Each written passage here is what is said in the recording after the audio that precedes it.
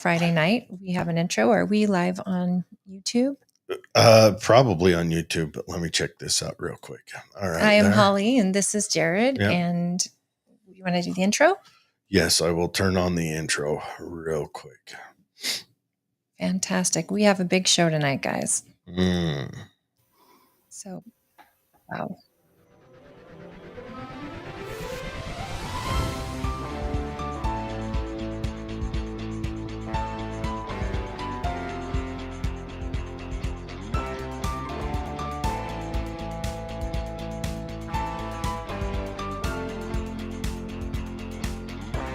Live from Utah's Wasatch Front, the pulse of the Mountain West, where the issues that shape your life meet the truth that sets you free.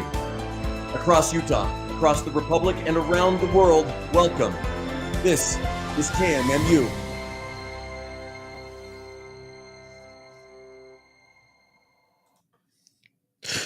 All right. Thank you, KMMU. This is Political Head Trauma, and where if Head Trauma had a podcast, it'd sound like this.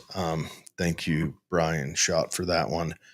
Again, I hope everything's going well with you. I hope you, found a soft place to land. Anyways. Who, Brian? Yeah. Yeah. After he got fired because he wanted to give little girls books of ill repute. Yeah, something big going on in the news this week, and especially in Tooele County, but not just Tooele County. Lots of school boards all over the state did their Truth In Taxation meeting. And they rip you off. We, the citizens of Tooele County, showed up in the masses. I am so proud of our community. I heard it was packed there. I heard it was packed on they had a Zoom. Yes. And I heard it was packed there. 130 plus people had signed up early to speak. That'll give you an idea of how many people were there. The rest of us showed up and listened. Now I was smoking some ribs, so I got tied up with that. So I didn't make it to it. Yeah, that sounds like really pressing issue, and it sounds delicious. It was very important. I was smoking some ribs, but okay, so I went. Well, okay. The picture I've seen on the internet is that the one member sleeping. Was that happening? I was sitting in the back, so I did not see that. And for those of you who will follow our page on Political Head Trauma, I just posted, I went live and just let you hear the people speak. I'm sorry if the sound was bad. It was dark, but I did that until my phone died. I had my family with me. Yeah, if we could have, man, we should. If my friend wasn't smoking that night, we could have. I was smoking. We could have done a live and maybe gotten a little closer, but Tim Gilley from the Transcript Bulletin was there, and he posted a great story. Let me just set the stage. I would guess there were over 300 people at least. It was packed. I was looking, you're in the very back. Was there. Yeah.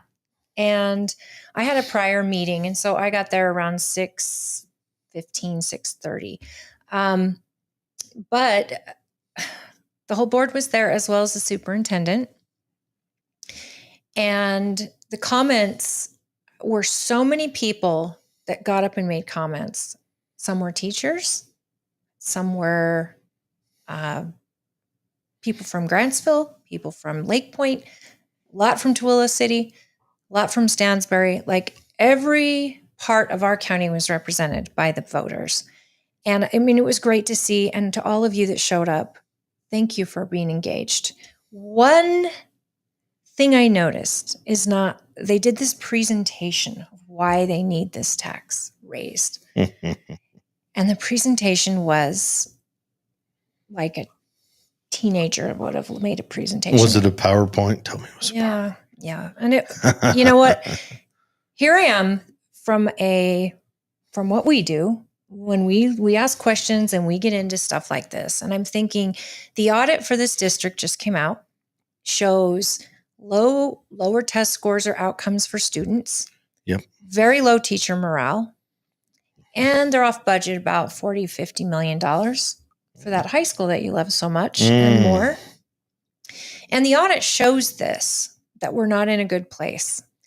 Then it also shows that we are the highest taxed district in the state. And the state creates a what do they call it when they're increasing the tax, in the nation, and they have the debt ceiling. No. There's like a ceiling of where they can tax to, and we are just right at the top. So you get this bad audit, then you get this presentation as to why they need more of your money. And then they hear from 130 plus people, not one person in favor. There were people who were angry, as you expect. There were people who were respectful, yet stern. There were people who were just asking questions. There were people who were extremely informative, letting us know the salaries of the superintendent and the many underneath him. How much does the superintendent make? With benefits, I believe it's over $300,000. Wow. And I'm not sure what is included in the benefits. I did reach out to someone who did share that what information. What are the benefits? They didn't get back to me. Okay. We knew we were going to do a show on this Tuesday night because we watched, and they wanted to make sure everybody that signed up to speak got to, including people online. So they had a Zoom and then they had a public. So there could have been 1,000 people. I have no idea how many people were there. So I ended up leaving at 9:30. So I'd been there about 3 hours and my phone was dead and I had kids ready to go home. So I thought, I'm thinking they'll table this. I mean, politically, I've seen that so many times. It happened in Stansbury Park after their Truth in Taxation meeting, and 100 people got up and said, no, you're not raising our taxes. And they tabled it. And then on Christmas Eve, I think they voted. So we found out after Christmas was over and New Year that they had actually passed it. Now the state came in, the state auditor, and said, you can't do what you did, Stansbury. So thankfully, we didn't get that tax that year. But just to give you an idea, for me personally, my husband and I's taxes in the last 3 years have gone up roughly $800 a month. From our house payment has gone up about $800. That is insane. And what's crazy is that they think people can afford this 9%, this 8% tax hike. And just keep racking it up. Yeah. And they're fine with it because they get a raise. Yeah, but they showed you they're not spending more money. They just stopped taking benefits and got more money for the job and saved you, the taxpayer, a little under $1,000 with their new plan. In whole? Yeah, as a whole. They made that as a whole. There's lots of charts out there. You guys, the thing is, I was shocked they didn't table it. I get a text or a call that night from Chad Saunders, who is going to join us. He also got up and spoke, and he serves with me on the State Central Committee. And just to be clear, I don't know if I was clear with Kay Pratt. The State Central Committee, we're not a legislative body. We are elected by Republicans, and we are the governing body of the Republican Party. So I don't want you to think that we can change legislation. What we can do is try to influence our legislators on behalf of the voters. And that's something that I've spoken with both of our state legislators from the House before this meeting, because, again, these are electeds that are Republicans that have accountability. So if Nicolene is saying, hey, we should raise your taxes, or Bridger Bollender is saying, hey, this and this, or the school board is throwing this on them, saying it's the state legislator's problem, I wanted to understand. And both Bridger and Nicolene, our representatives, have said we are trying to be adamant that we do something different with property tax. It's getting out of hand. We have to have some stipulation where enough is enough, where you stop, that they can't raise your taxes. And they've been putting these ideas forward. The school board did say that it was the state's problem for a bit, because the state withdrew the plan for on-site learning or mobile learning, and they lost that money. And yet that's a budgeting problem. You know, you're not going to keep this program as a school board, and yet you're counting on that money. That's a budgeting problem. You also know that the teacher morale is horrible. The students' test scores are horrible. The teachers we don't retain them. No, and we're not paying them enough. So they go around the mountain for additional $8 an hour, which any teacher, any person would do. We had that with law enforcement for a while until the sheriff stepped in. The other thing we got to argue is I want to dig into, and this is a call out. But let me just finish the vote. Yes. So I get the call from Chad. Holly, they just voted 2-5 to raise taxes. And I said, to be a fly in the room when that was done. Because of the room being so filled with angry people. I don't know how those people got out of there without getting yelled at. I'll bet there's a heavy police presence as they voted. There was. The sheriff was there with a number out. of deputies, and people were behaved. You know what? You can get mad on a mic all you want. I don't care about that. If you're being violent in any way, or you're rushing the stage, or putting anyone, threatening anyone, that's where I draw the line. These are still citizens, and these are still people that should feel safe in their environment. However, people getting mad at the mic is not a crime. And so what I noticed and witnessed that evening was very heated people, very passionate people, but they were saying things that the guy next to me was thinking. So I'm the last person who's going to say stifle their speech, or, not have these public meetings are by law, where the people get a voice, they sign up, they get to talk, but the board doesn't have to respond. They just have to listen. Well, the picture on Facebook was one of them up there sleeping. Oh, are you serious? Yeah. Who took the picture? I don't know. It's shared around on Facebook. Jordan, he says, we shouldn't have any taxes. As a libertarian, I wear my taxation as theft shirt. Our government is a bunch of crooks. Hey, guys. Hey, Jordan. He says, happy Freaky Friday.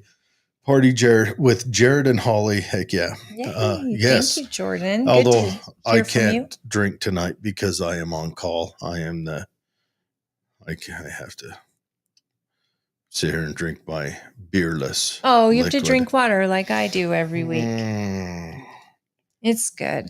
Hey, Jordan, thanks for your comment. And I'm asking any of you in the Facebook world, we are on Rumble, YouTube, Facebook, and please leave your comments, because I know this affects a lot of people, not just in our county, but for our state. Our school is funded through taxes, through our property tax a lot, and then federal taxes and state all go there. Here's what I want to know is I want to know, what's the administration look like? How heavy is that? And how needed is that? When I say administration, and yes, I'm sorry, some people may need to lose jobs, but the administration building that doesn't do any of the teaching, how heavy is that? How much is that is being peeled off by our tax burden? I've heard, and I'm going to find out, how many cars do we have on lease for our school district? I've heard we got cars that never get used.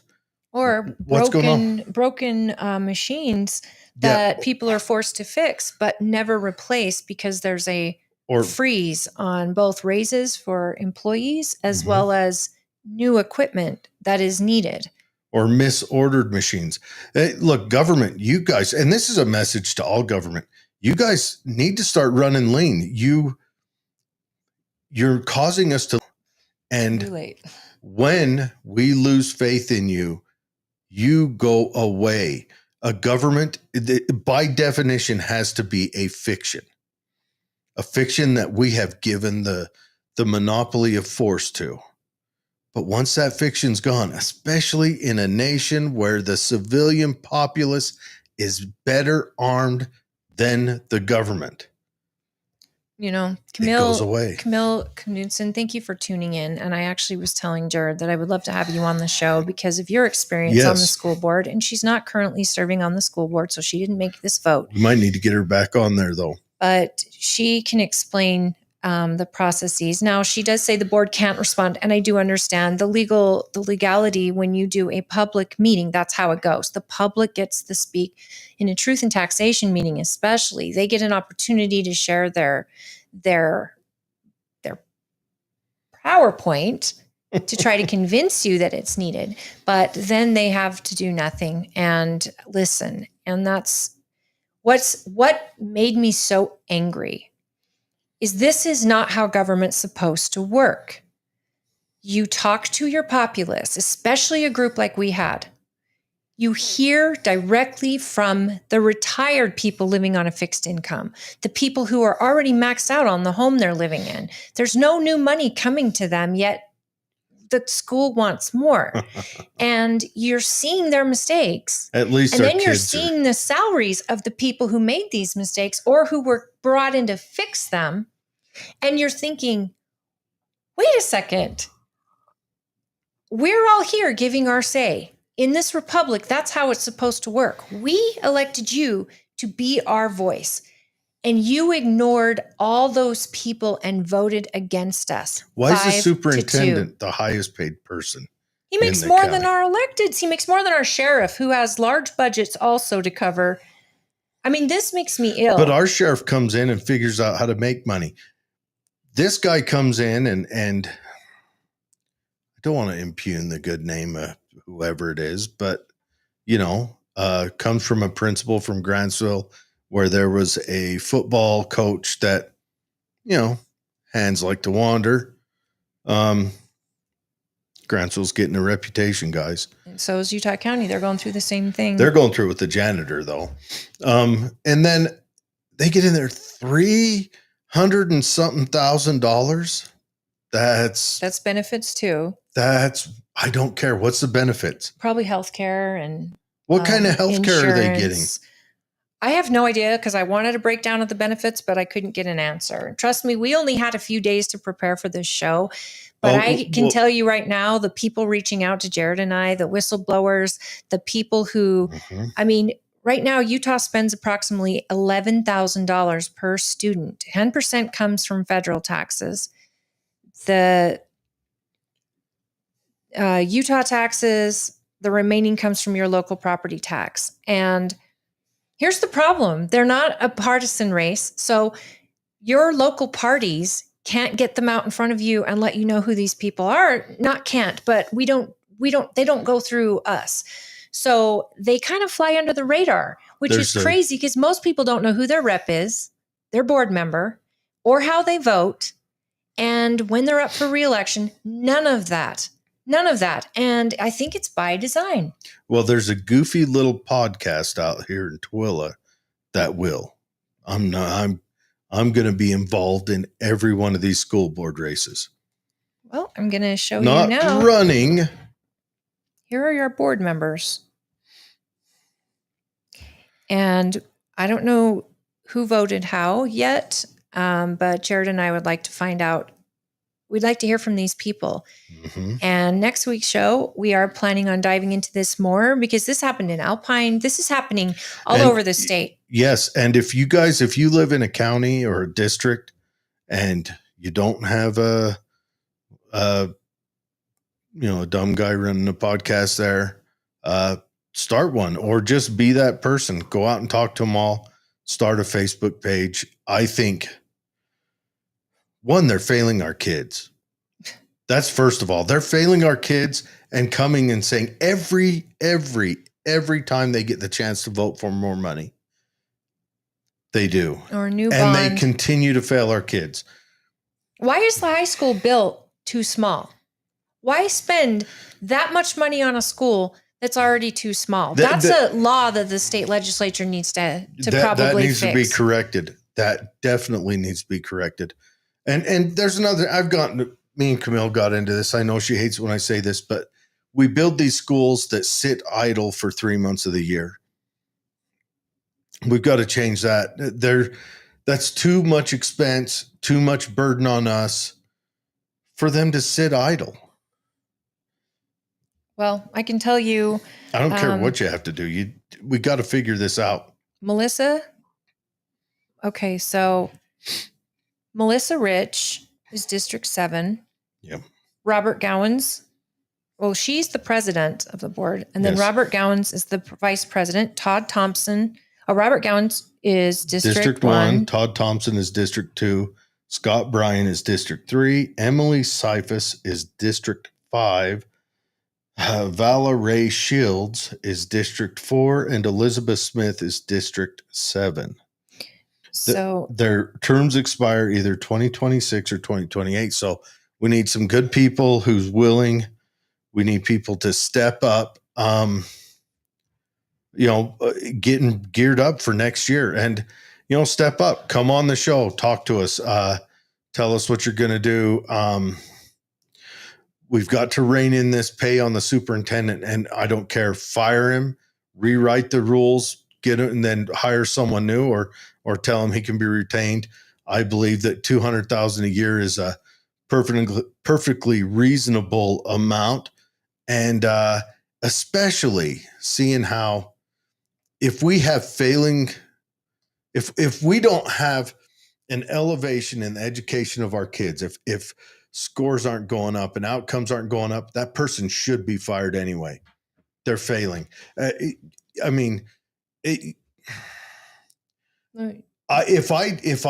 I went to work and didn't do my job, I would expect them to fire me. And I expect the same to happen from our government. Would go through that. And Camille says that the school district is the largest organization in the county, 27 schools, over 5,000 employees, over 16,000 students, and multiple locations for operations and maintenance. There is not a larger business or entity that is close to the size of the district. It's too big. It's too costly. It's too burdensome. And you know what? And it's failing. It's failing our kids. It's failing the parents. It's failing our community. And then they come in, they come in just brash and by soft force, just take your money. They're just like so unbelievable. They're just like, I can afford what my taxes will go up. Everyone can. There's a couple seats opening up in 2026. It's going to get ugly. I've had people already reaching out. They want to run for the seat. We're just getting information. I think there should be a partisan angle in this because I think people should know their names, know how they are, conservative or liberal. I don't care about I want to know how they're going to vote. Conservatives don't save us money. Hence the federal government. I disagree. They even spend more money when the Republicans are in. I'm talking about local here. Our sheriff is a conservative. Sure. And a Republican. The sheriff of all offices probably shouldn't be a partisan office because he follows laws. But our sheriff. But you know how they're going to. Our sheriff is in there vote. Not because he's a Republican. He's in there because he carries the character. Yes, but he also ran first time as a Republican, and people understand. And I have a way to get people in front of him to interview him on the masses that I don't have with this school board. Even if it's a great Democrat, at least I can do a meet the candidates night and there's organization behind it. I'm not saying I think everyone should be a party, but I'm saying this district has been allowed to stay below the radar in a way that is so, for me, as someone who's highly involved in politics, it's crazy that I can't tell you who my representative is in the school district. And I know I'm not alone. Well, and it's perverse, but I don't think that has to do with party affiliation. I think that has to do with, well, one, no one challenges them because it's not one of them sexy elected positions. And it's one of the most powerful. It is the most powerful. Yeah. But it's not, it just doesn't carry the, okay. Lindsay says, our school board is so incompetent, it's scary that a past board member is running for Tooele mayor. Last person who should run the city. Who is the past person running for mayor? You'll have to expand on that. Break it down for me, Barney. So Camille style. says, if you look at the compensation amount per the district budget online, the superintendent makes $220K, which is competitive with other superintendents along the Wasatch Front. I don't I care. did see it was 220, but I also saw that it was higher with ridiculous. benefits. Camille, do you know what the benefits are that cause it to go so high? This sounds like the Dallas superintendent was making like $400K. And they got rid of him. Didn't they? Didn't in Texas they got rid of the superintendent and had the principals kind of run their schools on their own? And let's see how the outcomes look how are. many directors are underneath him that super- make a couple $100,000 Did with benefits. superintendents exist in 76? No. And if we go back to And it worked. Laura Ingalls Wilder time, parents just picked a person willing to teach this kids, and they got paid by parents. And Marcus Whitney, thank you for your comment. Can we not do a meet the candidates night even without it being partisan? We could. It's just it's hard to get them all in one place, and I don't know that they want to face to face. Like I would love to, and I have in the past. In fact, Camille has run for this school board, and she was my representative in Stansbury, and she came to all of the Meet the Candidates nights, and I was so happy that she was coming, and she was the first and only school board member that I've ever had want to engage with the voters during an election cycle and be out there, answer questions. And Camille She's been on just, this show multiple times. Yeah, she's just very engaged in politics, but I think she knew early on the power the school board has. And she saw the problems in the school board, and probably is what's encouraged her. And I don't want to speak for you, Camille, but it encouraged you to run for state office because you could see, you saw a broader picture than most of us ever have. And how many people attend school board meetings? Guilty. I don't. My kids go to a charter, and they Not have their anymore. meeting. Well, my daughter has one more daughter year. does, but your boy, he's a fresh meat now. Yeah, he's a sophomore now. Oh, is he? Oh, yeah, he's a sophomore now. He's a fresh meat last year. So I've got a kid in public school, and I can't say that he likes it at all. Well, And- it's a failing system. Our public school system is a failing system, and I believe the rot starts at the top. Starts at Jimmy Carter doing the great deal with the teachers unions to try to get their support for him because he was going to lose the election anyway. But so he started a national school body, an education board, and ever since then, the education of our children has gotten more expensive and the outcomes have dropped. We went from number 1 in the world in 1976 to number 40 today. And we spend twice as much on our students as the next person behind us. So we're failing somewhere. We're doing something incorrect. It's an open invitation, Camille. Tonight we're going to talk to Chad Saunders, who was there that if night. Camille wants to call in, I'll And shoot her the link. We're going to call have Nicolene come on at 7. in. Mm-hmm. So, Camille, if you want to free up some time and join us 7:30 or so, we'd love to have your input. Yes, Marcus. The public school system, the way it is set up, is a socialist system. It's the public school system sits on that weird place where it is a socialist system under the socialist that started with an N, where it operates with tyranny, soft tyranny, obviously, but tyranny. Although our education system nationally has a SWAT team and a lot of armament. Remember that came out under Obama that they were buying a lot of weapons and ammo. And was that maybe just a fleece, a cover up of maybe a little run and gun action by the government? Let me give you some numbers. Okay. Scott Rogers pay, and I'm looking at 2022, and I believe we have a new one since, but he was at $253. Lark Reynolds, business administration, $212. Director salary of now we have a lot of directors at $203. for Terry Christensen. Jeffrey Ham, 188. Matthew Jackson, 185. Danny Strain, 183. Kendall Topham, 183. And then principals, about 178.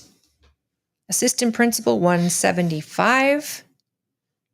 So Tooele County School District highest paid employees, we have reportedly, as of 2022, 479 employees making more than $100,000 a year. I wonder how many of those are teachers, if any.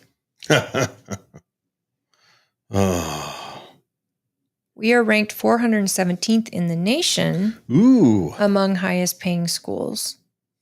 So that's not great. The average salary in our district is $77,000. So I'm curious what that's what I found online that I could find regarding salaries, and people have posted recent salaries.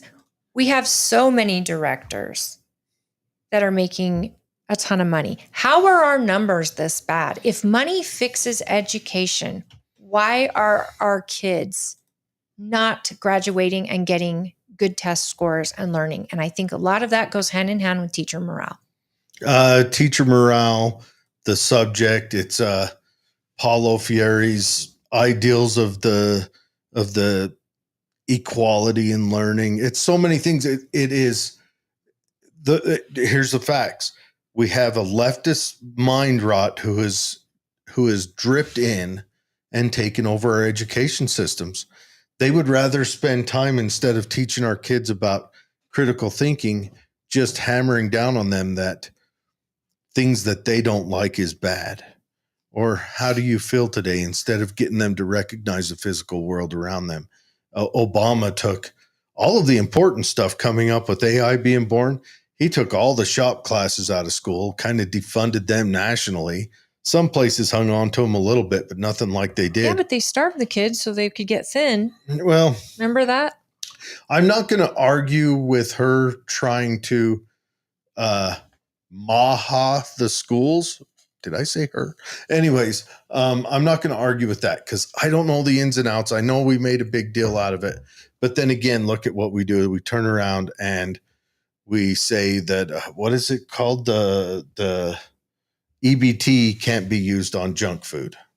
So I'm not going to argue that because I don't know enough about it. But what I do know is that we're being robbed blind and we're getting no outcome. We're getting slapped in the face. Our voices Yes. are being shot down, and they're doing it anyway. Instead of tightening their belts, maybe lowering some of the salaries of the superintendent and putting some of those salaries back into teachers, back into the budget so that they're not in a deficit, maybe better planning with a school. They talked about the construction costs going up after they'd already been quoted something. Well, I'd like to see those. I'd like to see those change orders. I'd like to see who signed them. Why did that school have to be that obnoxious? Lindsay Hinsey says, Manzione is running for mayor. She served 2 terms.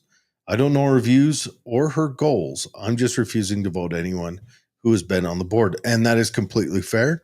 But to be fair too, I know Marissa and I like her. I like her a lot. But I think it is perfectly reasonable to say, if you've been on the school board, I'm not going to trust you. But Camille has been on the school board, and I think she's been an excellent candidate in other offices. I like Camille a lot. I know Camille. Hi, Todd. Humana, but I can only say that if someone out there, if a voter out there says, if they've been on the school board, I'm not going to trust them. No, I can understand that. Especially after Tuesday night. 100%. And it's unfair that, Marissa's still not on the school board, that Tuesday night did that awesome vote, and she's going to be painted with that brush, but that's where she is. Todd says to me, it appears to me that government adopts the corporate mentality, delegate, and if there's no one to delegate to, then hire someone. We see it with the comment from the meeting that they will hire another person to manage planning. The school board and staff may be great educators, but maybe not great at planning or solving the problems faced. You guys think we're spending too much money? We'll hire someone to get on top of that. Todd got up and did speak, and that was so great. Todd's. Let me read a comment that somebody left me on my Facebook page announcing this meeting. It's Mindy Waite, and she's a very good friend of mine, but she's a business owner in this county and built this business, her and her husband and her family, from the ground up. And it's been really amazing. It's a honey business.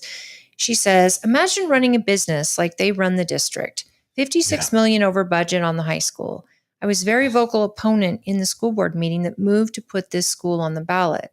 They stripped everything down to get support, to get it on the ballot, and then allowed it to go over budget, knowing full well it didn't matter. There is zero accountability, and people should be fired every time these entities that rely on tax dollars fail to balance and meet their budget. That would force responsibility. Yeah, what do we got to do to start a recall? I don't even know if we have that option. So that's something we need to find out. Can we start a recall? If we can, let's do it. Let's start a recall. Would it be a referendum to this vote? Is that even possible? Not even as a referendum, but the people who voted yes on this recall, that'll be a chance for them to get up and prostrate themselves before the taxpayers and say, David always puts, we need to think about the children. Yes, why don't we think about the children? You know what part of me feels like after watching that? Part of me feels like, and I could totally be wrong and I'm just jaded, so forgive me. But I've seen this happen in politics where they get together as a group and they decide, okay, who's not up for re-election? You mean WWE style? And they say, you can vote against it. We're going to vote for it. Yeah. But look at it this way. You vote against it. That'll make you get through your next election. And the people will forget when we're up in 2028. Or they just say, look, they decided guys, beforehand they were voting for it. I barely won my district during the last time I ran. Barely won it, right? So I've got to vote no. I barely won it. But you had a strong hold in your district, maybe because, there's a lot of teachers that live there and they think that by us raising this, that they're going to get a raise, even though more than likely they're not. They're going to hire someone to control next time they screw up. Where's Chad? Which is comical to me. Yeah, Dave, we need to think about the children.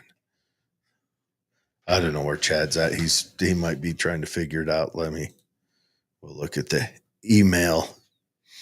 So our guest is going to be Chad Saunders, who serves with me on the SEC, and he's also really engaged with electeds. He can also be very passionate and loud.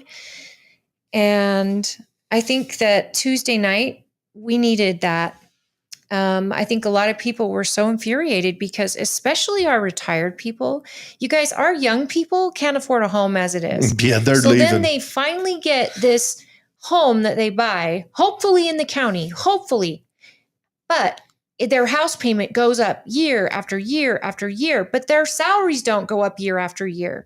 And then retired people who buy their home, they paid it off and they just have to pay the taxes and they're living on a fixed income. They cannot afford that little 8%, little just this year. We just got to cover. What the heck are you talking about? Honey, if we swap hamburger out for cat food, basically, I have budgeted in that we can save 8%. We can't buy our medicine, but we can make sure the government doesn't cake our house. The seizures aren't that bad once it broke my hip. It really mellowed them out, Dave says one day everyone will say, David Weiss is right. Public schools. I would like to know, Dave is going to hit hard on, he wants to do away with the sports in public schools. He wants sports to be managed outside of the school system. And after seeing that cathedral of a football field they built and how much that cost. To be let in. Yeah, it's collegiate. It's ridiculous. My husband says he saw box seats. Okay, Chad, I don't see you in our... You got to click the link and then you come into the waiting room, the green room, if you will. And then I click on it. Yeah. Todd says, did you notice that they didn't just pass the increase, but after the discussion, they also will create an unnamed committee too? Oh, geez. No comment as to compensation for the new committee. Todd knows. Cat food is expensive these days, Yeah, David you says. can't afford cat food. Oh, and then he wants child labor. I've argued with David on labor. David, again, you don't want to force free labor in there because that disrupts the market. The South is I think you still should trying let to kids climb out of. work. I mean, there's a reason Africa is still a failing economy, and that's because Africa built itself on delivering slaves to the world for 400 years. And that ended brutally by the British. The British stopped that 250 years ago, and Africa's still not climbed out. So let's not even talk about. I think that there should be Unpaid jobs labor. for children like 13, 14, 15. They should be able to make money and start young if they want to work. But, you know, people have floated around the idea of privatizing schools as a whole. And I would love to know what that would look like if it's funded by the people whose kids are taught there. So if I spent $1,000, $2,000 per student for the year, that would still be cheaper than my taxes going up and up and up and up. Seriously. And if I'm one person in a large community like I live in, that teacher would make a ton of money, and they would make pretty great money to teach different levels of school. And I think that could work. Camille says, your example is exactly why schools need to be able to charge impact fees. I feel like developers, some, do a bait and switch on the new home buyers. And that's probably true. I don't know. I'm not going to disagree. But they get in there and they bought the home. And who's doing the bait and switch? Every time they get the new taxes, it's like, what? Yeah, I don't think a developer did a bait and switch on me. I mean, my house was built in 2000. And this way, all of these people contributing, and then all of this new growth just adds more money and yes, more kids to the issue. Mm-hmm. But the money is coming in Mm-hmm. that should cover these new kids, like all of it. It's just crazy. And we already need a new high school, I bet. Read what David says. David says, you can pay them, not enslaved children. They fit up those chimneys so well. Okay, he's with us now. I heard him bump in. Okay, Marcus says, family of 5 bought my house in 2022. With the 2 tax increases, my monthly payments will be a $700 extra above what we planned for when we bought the house. That was our situation as well. That's what people are looking at. You bought a house, and the bait and switch was the government. Yes, that's the The government. bait and switch is the government saying, look, you bought the house on a lot of this much, and the government essentially has made your mortgage an adjustable rate mortgage. With a gun to your head, mind you. Yeah. Just try not paying it. Yep. Yeah, it's great. I love owning property. Chad. Hi, Chad. Welcome to the show. Let's see if we got sound on you, Chad. How are we sounding? Check 1 2. Check 1 2. Sounding good. You got Producer Radio. Hey, can you give us a synopsis of Tuesday night for you and leading up to it? And then you also made a comment during the show or the meeting. I'd like to hear about your experience. Sure. It was a crap fest, to put it bluntly. And I went, and I know nobody's going to believe this that's watching this or that will watch this that knows me. I went with every intention of not saying a word and just observing, taking some notes, and seeing what we had to do moving forward. I was so outraged at the presentation by Lark Reynolds, and should I say lack of a presentation? Yes, explain that to Jared, because I was trying to. Jared, it was less than it was like somebody, if they were in like 7th grade, that was just learning how to do a PowerPoint, and it was their first assignment in the first trimester of school. It was it was archaic, and it was what it was, and I truly believe this. They were doing the bare minimum to appease the letter of the law and not give too much information. They already had, you guys have said it, they had already made the decision of what they were going to do. So they just wanted to cover the law. And I said in my comments, it was like watching a kid do just enough to scrape by with a C-. And if that's the kind of work product we're getting from them, is it any surprise that our test scores are so low? And I was really upset. And I ended it by saying, show your work, which is, what I was always taught when I had math and science and on your test, you had to show your work. You couldn't just because they wanted to know you weren't using a calculator. Maybe he made the presentation with Common Core and we just don't understand it.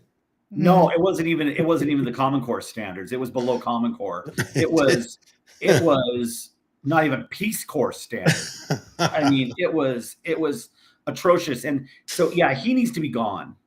And the bloat at Lodestone Way is beyond the scope.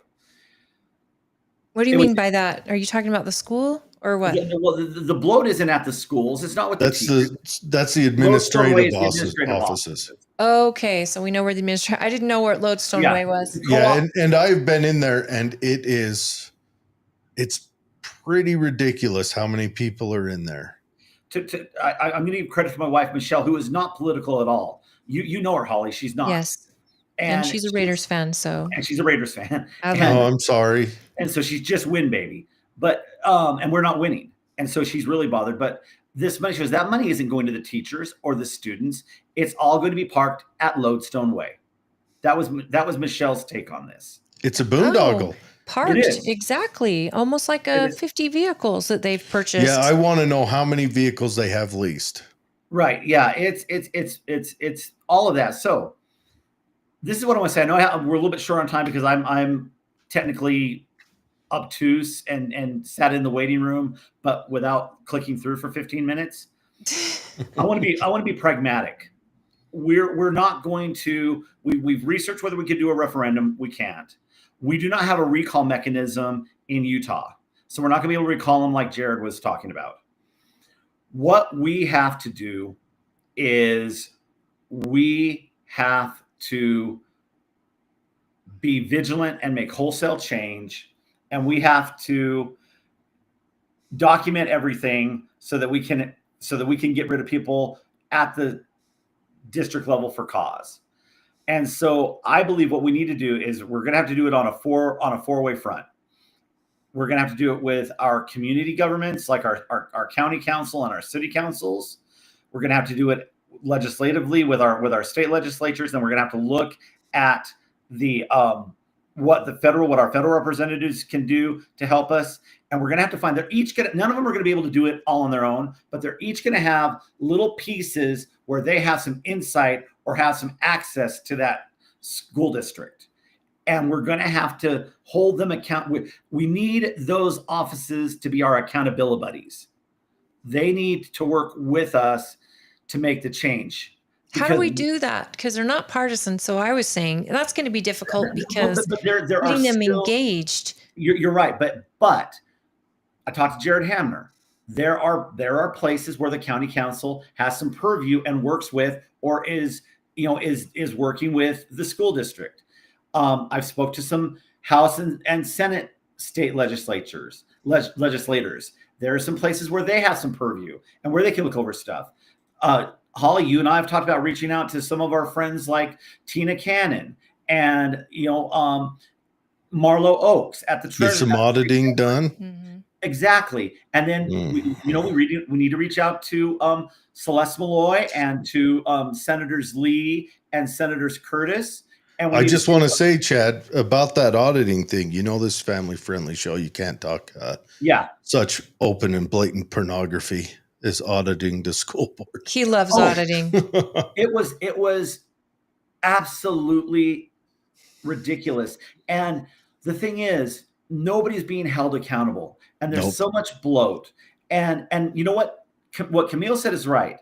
They are a business. They are. And they're probably the largest employer in the county, if not one of them. The superintendent is the CEO. Now, But Camille makes a good point. She we says need if to treat it like that. We need to treat it like that. Camille says is if a developer had to help pay for schools, they would include that in the price of purchasing the home. Then the homeowner wouldn't be surprised with the tax increase to pay for the schools in the later years. Districts don't get funding for at least a year after a new student starts. That is a good point. And that's something that falls on, I guess, here in Tooele City, and Stansbury Park, some random group of coven of witches that runs whatever over there. And then in Grantsville City. And so, yeah, that needs to be included with the developers. For every home, they need to plan on, 3 children. Actually, you should probably, in every new development, it should be wrapped in that every new development has to, wrap in 5 children, because you got to still manage the apartments and the rentals and all that. But Jared, they've done some of that. And some of the ways that they do it is by donating land back or leaving land for when they buy land to develop a development, they'll at least set aside for a school to be built there. And so they do things to help offset the cost. It's a bit of a lost leader. It sounds great. A lot of what Camille says sounds great, and I agree with it a lot, but there's also a little bit of spin there. And I didn't finish. Explain the spin. I think some of what, is Camille is passionate about education, and rightfully so. I mean, Celeste is passionate about education, and rightfully so. And I respect her a ton. She's a friend, genuinely. But she has a passion for she was there for a long time. The plus side is she's got some inside information. The negative side is there's a tendency to want to defend the choices that are made, thinking that we don't know everything that's going on. We don't. But we also know that we can be pragmatic and we can do some things differently. And we need to do some things differently. And Holly, we've had this issue out here with Stansbury Service Agency. We've brought up to them suggestions. Hey, work with the outdoor retailer out here, the warehouse, to help us with the lake. We can do things like that. We need to be much more creative. But what I want to say too is there's a meeting on the 12th. There's a district board meeting on the 12th. We need to attend. And we need to demand that they come up with cuts and changes and what they're going to do to fix things, tangible, real things within the next 90 days to validate and justify this tax increase that they just voted in. We have to hold them accountable. What's the date and where's it at, Chad? I imagine it's probably going to be at Lodestone at their regular attendance, and it's the 12th. And I believe their meetings start at 6:00. August 12th. Yeah, but there's a meeting on the 12th. One thing I want to hit Camille with is, and yeah, I'm sure developers, the city will tell them they have to set aside stuff, but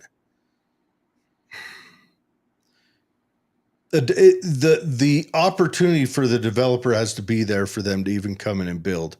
And let's face it, we're not getting building in cities without developers anymore, because you have to get across a regulatory burden, which is on the state and the state government and the county and city and all that, and just the price for hookup.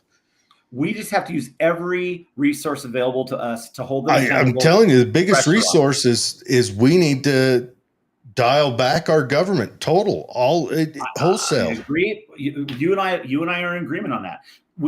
Fiduciary responsibility. That's something that everybody needs to learn what that means, because a CEO and a board have a fiduciary duty to their shareholders. Mm-hmm. We are the shareholders. They have a responsibility to us to put forth a quality product at a profit. Yeah. Or not in a negative. The return on investment, which that return would be our children getting graduated and understanding math, science, and reading. Or moving into a technical trade. I'm all for bringing on technical trades. Well, honestly, we're gonna have to. Ernest is Stephen Colbert. Ernest is Stephen Colbert. Stephen Colbert finally got fired, but it was after 4 years of running at a $40 million deficit. Yeah. There's a direct parallel between Colbert and Ernest. And that is untenable. and it needs to be corrected. Yep. And the same for Melissa Rich. And by the way, Holly, I think your rep is either Emily Cephas or Melissa Rich. Mine is Rich. You and I are right on that border. We share some reps. We don't. Melissa's mine. I believe Emily or Melissa is yours. Do you know who voted for? Yes. Yeah. Smith and Thompson were the 2 no votes. Brian, Rich, Gowans, who I don't think's ever met a tax he didn't like, and Cephas and the lady from, I can't remember her name, from Erda, were the 5 yes votes. Thompson and Smith were the no votes. So Valerie Shields. Valerie Shields, thank you. Yes. And Todd Thompson, District 2. Okay. Yeah. And yeah. Now David brings up a very good point, and I'm going to second this.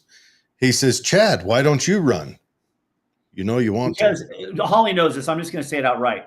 I have been told that when I go to file to run for office, file the divorce papers at the same time. That's a good and funny. Chad's wife, why don't you run? You know Chad wants you to. Well, that's the My wife would question, be, right? You know what? Michelle would be great. No, if we could get Michelle to do it, she would be great. And Chad, tell me, is it Emily Cephas that voted? Who? Elizabeth Smith voted no. Yes. No, I'm sorry. Elizabeth Smith voted no. Okay. So I want to, this is my big fear, and we run into this all the time in politics, is people's memory is so short. Mm-hmm. We are so angry right now. And I think they're banking on the fact that we're going to forget about this in the election of 2028. And, 2026, we've got how many seats opening up? Is it 3? It's 3 and 4. So we have 3 opening up in 2026. The other 4 don't open up until 2028. And I, like Jared, we want to talk to these people. We want accountability for this vote. We want it explained to us like we're 5, because they are obviously smarter than we are. They know what's best for us and our kids, even though they can't pass an audit. And the ridiculousness of their employees. I want a sales presentation. You and I do sales for a living, Holly. We do. And we do marketing, and we do a lot of things like that. I want it to be marketed to me, and I want a PowerPoint that gets me saying yes after each slide in there, because I understand a lot of the stuff that Celeste brings. Camille. That Camille brings up that is legitimate. Sell me on it. They don't sell us on it. And this garbage about, we put this out or we put that out. No, you have to do a campaign. You have to do a campaign. Like they did when they wanted the bond for the school. Yeah, exactly. They worked their butts off to sell that. Mm-hmm. Yes. And here's the thing too. I want to say this. I don't mind, because they're like Sheriff Wimmer. I'd be willing to pay Sheriff Wimmer another $100,000 a year because he's getting us results. I would have no problem with Superintendent Ernst's salary if we were getting the results out of it. If our kids were passing the testing at 80% to 85%, if things were running smoothly, job well done, you've earned it because you're running a large corporation. You're not, everything that audit shows, the buck stops here. The buck stops here. It stops with them. And so they need to be held accountable. And the way I believe we do that, and you guys can help us with this, is we've got to enlist the county, the state, the federal, and then we have to grassroots, like you guys do and what I do. We have to grassroots to keep it in the news cycle and to keep it in the media cycle so that we don't just forget. And I get tired too of this. Holly, how many meetings could you and I go to a week if we wanted to? I'm tired of them telling us, I don't see anybody at the meetings. I don't see this person at the meeting. I don't see that person at the meeting. They only have to worry about their one area.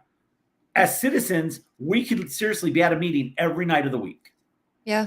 And so they need to do a better job of disseminating information so that we know when it is really vital for it, so we can pick our battles of what meeting we're going to attend what week. Well, we've trusted them with our vote to represent us in our best interest. And when you have a meeting like they had Tuesday, where everybody was against it. Not one person, not There one were person teachers. was in There were favor. multiple teachers in the district stood up and said, "Don't do this."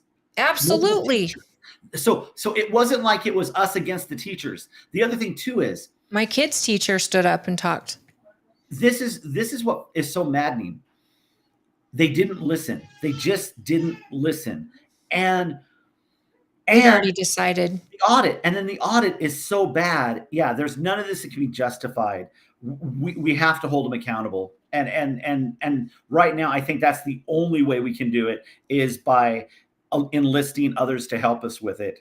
And if we do that, then I think we'll see some difference. But it's not going to be easy. It's going to be hard. The other thing too is we've got Constitutional Month coming up. We are coming up on the 250th anniversary of the birth of our nation. We need to be taught, and we were founded because of taxation without representation.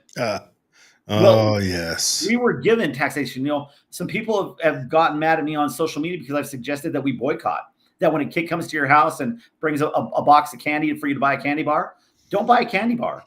I was at a fest. That hurts the kid, though. It's tough. The hard part. It doesn't hurt the kid. They're already, what we need to do, this is where we need to get the messaging out. They are already hurting the kid. Yeah. Why are parents and teachers, why are teachers sending a list home of office supplies for the kids to donate to the classroom? Well, that's the first thing that should be paid for. It's not us hurting the kids by refusing to donate. That's a scare tactic. Well, I hate to say it, but it hurts the teachers too, because a lot of teachers fund their own classrooms. Well, and why are they funding their own classrooms? That's my because point. the superintendent has to make over $200,000+ and they a year. have to lease multiple cars that sit in a parking lot. Yeah, and I'm not trying to be a jerk about this. No, I get it. I'm tired of everybody putting it back on. And it's funny. We joke at my work when I'm selling high school football. We say, "Do it for the kids," and we joke about it. Sent it. Where did you send it? See, it's not just me. It's not just me, you two. Yeah. It's not. That's a scare tactic, and we've got to quit buying into it. We're not hurting the kids. I was at a convenience store today, and they asked me to donate to the local, up my thing from $2.50 to $3.50 would go to the school. I told them no. They've already got my money with what they're going to get from the property tax. That money is the money that I had earmarked for donations and charity and things like helping the school has now had to move from column A to column B. I don't have money yet to refill column A. That's basic economics. So we've got to teach the kids this stuff. Marcus asked if we'll invite them onto the show. If you're talking Absolutely. about the school board, yes, they've got an open invite. They could right now, if they shot me a message, I will send them the link and we'll bring them on and let them have their 5 minutes. The other group I was thinking of, Matt Hymas. We've got the chair of the Utah State Board of Education lives in Stansbury Park. And Holly and I, we've gotten to know several of the State Board of Education members. They need to be helping us with. Yeah. And Matt is very available and open. Yeah. I got to meet with Matt recently, and they're all ready to do something. The thing is, it's got to start at the state. We've got to figure out the property tax and entity and all that, and how the school board is making their money. We can't just stop doing property tax without a solution in mind to fund what's needed out of property tax. But I think that I'm for it being a partisan race only because I want to know who the liberals are. I want to know that liberal mindset, and I want to get it out of our education. I know that's me, but I'm a Republican, and that's what I want. They did that down in Utah County this year, and it's been very effective. They've done a really good job in Utah County of treating it like a partisan race, even though it may still be nonpartisan. They still. We should talk to Christy Henshaw. I know they did some stuff down there with it, and they've done a great job of getting in some new people. And Jared, you're right. It's socialism, and a lot of this goes to it's socialism. It goes into the educational stuff that's brought in that we question. I'm bothered that our kids aren't taught a good civics lesson. And I know you're going to get other guests, and I want to leave you with this. Well, we In have nine- a question for you before you go. Yes. Well, okay, real fast. So 1980. I Go was on. in No, junior let high. him. Yeah. I was in junior high, just starting junior high. We had our 3 days of civics and homeroom. And this is coming out of the hippies and all the protesting and everything that's going on in the 60s and 70s. And everybody's saying, I've got my rights. What about my rights? I've got my rights. We're right. We do have rights. But they also taught us we have responsibilities. That school board and that school district has responsibilities. And they need to be held accountable for not living up to their responsibilities. We've got to start teaching our kids about not only rights but responsibilities, and we need to educate our kids on what's going on right now, because that will help us ensure we don't have a future generation that's like the one we have right now, where things like this are allowed and enabled. Well, they smacked us in the face with their vote, and they listened to the people one ear out the other, and it was so blatant, and they forgot who they work for. And I got to figure out the semantics of this, because that I don't see any of our electeds doing that. So blatant. I mean, our county council, you know every one of them. We know every one of them. We know our sheriff when he's up doing his budget. We know our clerk. We know our auditor. And they have to be accountable. Why is it no one knows the school board? I feel like it's by design. And that's what's got me so angry. I think it's because it's not one of the... It's not sexy. It's not sexy. It's not one of the sexy positions. But it's so powerful. But it is. We need to recognize it's the thing that the mover and shaker behind the scenes. Now, Tony Knudsen says, first time Bob Gowans has held public office. How has he never seen a tax he didn't like? And I don't know if is that an honest question but I think it's a little bit of both. And Tony's going to push back at anything I do. I pissed Tony off when I did the flag referendum, and he got sick of hearing about it. So take it with a grain of salt. Take Tony's question with a grain of salt. Okay. So is Bob Gowans like a... Bob's a Democrat. Bob and his family are lifelong Democrats here in Tooele County. So I was more I was making a joke, and it was more of a Democratic joke than it was I was joking around and quipping. The family's a Democratic family, has a history of being Democrats at various levels of office in the county. I was making a joke. So I'm sorry, Tony. I didn't mean to hurt your feel goods.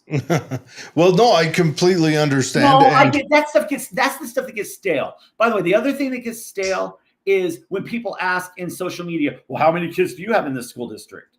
You know what? I don't have any right now. My kids have all graduated. But when my kids were in school, they were involved in drama, debate, choir, and cross country. My wife and I spent countless hours volunteering. My wife cut hair. She sewed costumes. She was in the PTA when they were in elementary school.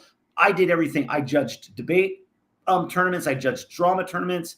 There was a time when the cross country team, the district, canceled their bus at the last minute. And I was able to use some of my resources from work to get them a charter bus, so that they could still go to their cross country meet. So I've got some equity built into this. And not only do I have equity, everybody who's retired or kids are empty nesters now, or kids have just, aged out of the school system. We all have skin in this game. And I think it's disingenuous for parents and others to ask us, well, do you have kids in the school? What does it matter? It makes it look worse. They get upset when we want to make hard choices. But it makes you look worse to question somebody's kids, because what if you don't? What if you paid your time and spent the money, and yet you're still funding a school that's doing this with all the test scores? That to me is ridiculous to throw that in your face. And you've got grandchildren going to start school soon. Exactly. I've got a granddaughter who'll be coming into the system. So, it's, again, and I'm passionate about this because I want to see us succeed. I love our community. I love this county. I'm so glad I listened to my wife 23 years ago when she suggested that we look for a home out here and move out here when we moved back into the state. And I first started working back down here again. And we have loved our community. We love our neighbors. We love being here. I want to be part of the solution. It's why I get so passionate and so loud, because I because a lot of people don't know how or won't or can't. Holly, you and Jared are the same way. We love where we're at. We just need to be better. We just need to do better. We do. And ultimately it's up to us.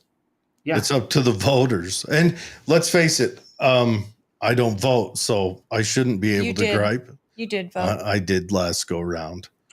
Camille says, what does success look like in Utah County? The election hasn't happened yet. The current board still voted to increase taxes because of the process. And vetting, and the vetting process and the engagement with the new candidates and the old candidates. Yeah, Camille, they're showing up to the meet the candidate nights with the other candidates, kind of like what you did. They're engaging with voters and a campaign that's a little more public, is what he's mentioning. Yeah, it's been more transparent as far as getting to talk to people and engagement. Yeah, we don't know how they'll do yet. She's right. Camille is exactly right on that. Is we don't know how they'll do, but at least they're trying something different so that we know who people are and we're learning who the candidates are. And I think that's important. And a lot of times we think we know a candidate because they're our neighbor, they go to church with us, whatever. Oh yeah, they're a nice person, I like them, and we vote them in, and then we get in and we find out, yeah, they've never run a business, they've never been involved in business, they don't know what they're doing. I mean, for all my bluster, I don't know that I would do any better. I think there's some things I would do differently, but I would definitely be accountable. I would definitely be accessible, and I think that's what we're really asking for. And so I do have to address one thing. One thing. Well, Camille says we are paying for future education just like previous generations paid for ours. That's pretty hard to say when you toss tax increases on tax increases during inflation years. This has happened before in the U.S. if you take walks down history like I do. And it's always ended up with heavy populist movements and little mini depressions and recessions and collapses. But Camille, is there a limit and at what cost? Where are you willing to take this increasing taxes? That's my big question. Is right now they're trying to do the slow drive up to 15. They wanted to get, what was it, 4 years ago or whatever. That's what they're doing. They're just doing David's comment right after. I'll get to it, but allow me to finish. They're trying to drive us to that 15, and then that won't be enough, and then drive us more. So at the cost of taking, security out of the current children's homes for the next batch of children, is that what we're looking at, or is it the cost of bifurcating our community into where you have renters or wealthy, and that's the end of the discussion? Is that where you're willing to take this? Because if you're only going to argue your point, that's the end of that road. That's the logical end. So good. And I don't think any of us are unwilling to help and pay it forward. Because I knew as soon as I brought up what I did, I didn't know it was going to be Camille, but I knew someone was going to pipe up with the pay it forward. Somebody paid their property taxes so your kids could go to school. I knew that argument was going to be coming. Yes. And I don't want to sound like I'm pinpointing you, Camille. You're just the one that made that point. And there's a part of that point that's very true. We need our populace educated for the future generation. What's the limit? Because as we've gone down this path, we started playing with this path in the 70s, and we have failed every time we've tested it. Government turns things to crap. Yes, government only does one thing: turns gold into shit. That's all it's ever done. No one can stand here and tell me a success the government has had. Success has happened in the free market. Success has happened with the populace. Governments succeed when they allow the populace to do that. We had astronauts stuck in space, and the government got out of the way, and civilians went up there and rescued them. The free market reference. Jared, great topical reference. Lavelle, 98 years old, passed away today from Apollo 13. Oh, good rest. So great. Well, good job, Jared. We have another guest waiting. Yeah. Yes. Great talking to you guys. I really appreciate you coming on and sharing your thoughts. I appreciate you being at the meeting. You're at a lot of meetings, and we're working on. I want to say too, we're working on a meeting in the next week or so where, much like we did at Holly when we did the meeting after the tax increase with the service agency, let's get organized and let's lay out a game plan. Let's find out what assets we have and who we have that are willing to work with us, so that we can go and take this on in a constructive and a productive way. I do think we need to do that. You guys have a good night. I'm looking forward to hearing your Thanks, Chad. Thank you, sir. Adriana Give makes my best to your wife. Yes. Adriana makes an awesome comment. She says, people keep talking about we having low test scores, etc. What I believe is part of our problem is we are teaching students to the test. Think about the student with special needs. We should be taking a step back and teaching and looking at individual student growth and not just state test scores. When they generalize every student as having the same brain, same style of learning, etc. Also, if you just teach them to the test and then move on to teach them to the next test, they're not learning it holistically. They're just learning to parrot it back to you. And I have to say on that, Adriana, my kids are at a charter where the system follows the child, not the test scores per se. They use tests to figure out where the child is in that particular class, and then they keep that kid in a classroom that is at their level. So if your fifth grader is reading at an eighth grade level, then she or he continues on in an eighth grade classroom for reading. Charters have figured that out. At least the one in our county has, and it's done miracles for these kids, because if your child is on an average or above average, the school is letting them learn at their own pace. Why public school doesn't do that, I don't know. And again, we've done everything the same, which makes it insane, because we're expecting a different result. Even with these changing kids and the needs of these kids and the changing teachers and all of these things that happen, we have to find a different way that supports the child first, not an administrator, not a director, not a principal, not even the teacher. This is all supposed to be at the child's need, and that satisfies all of us, because our kids are getting educated and they become adults and they become educators, or they become... And I don't want to lay the failure doctors or whatever completely on teachers. Oh, no, I'm not saying that at all. But I will lay a heavy process. failure completely on the government. Because as the government demand more taxes, it demands more of both parents having to leave the home to provide income to cover the taxes, which we know the best outcomes, and this is guaranteed across the board on every spectrum, is if they have an intact family with a mother in the home. That is 100%. That's been proven over and over again. That is it. And now, Tony. And a father. We've got to get Nicolene in here. She's not even in the waiting room yet. She said she's waiting, just like he was. Yeah, she needs to follow through. Tony, you said Second World War was pretty successful. Yes, it was. And it was the last of our wars that was fought by citizen soldiers before we had a big professional army. How we been doing since? How we been doing since this growth of government? How we been doing? Your next thing says reintroduce critical thinking.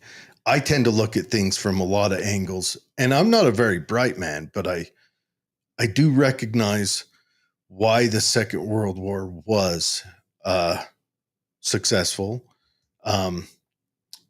We've had one kind of success since then.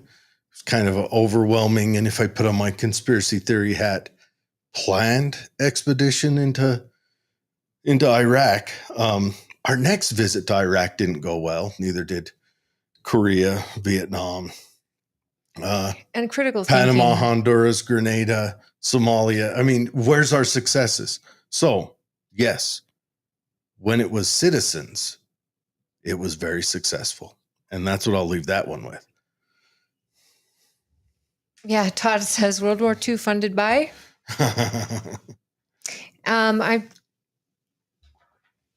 Yes. All right. So Nicolene is having a hard time getting in, but no, these are all good points, but we need to hold them accountable. We need to, one, I keep hearing this over and over again, especially from Camille.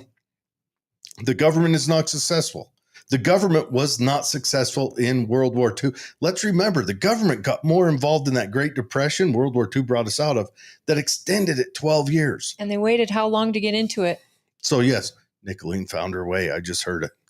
But yes, World War II was, I don't consider those government successes. I consider it getting out of the way of. And literally, let's be honest, that's the government's one job in the Constitution is to protect the country. It's not to educate the country. It's not to provide health care for the country. They did well the on Pearl government's Harbor. job is to protect the country. Anyways, on to Nicolene. How are you? I'm happy. Thanks. How are you? You're Jared? happy. I like hearing that. Nicolene, you Yeah. were at the meeting on Tuesday night, and you and I spoke prior. My concern was, and I went to you and just said, hey, is this a legislative problem before the meeting?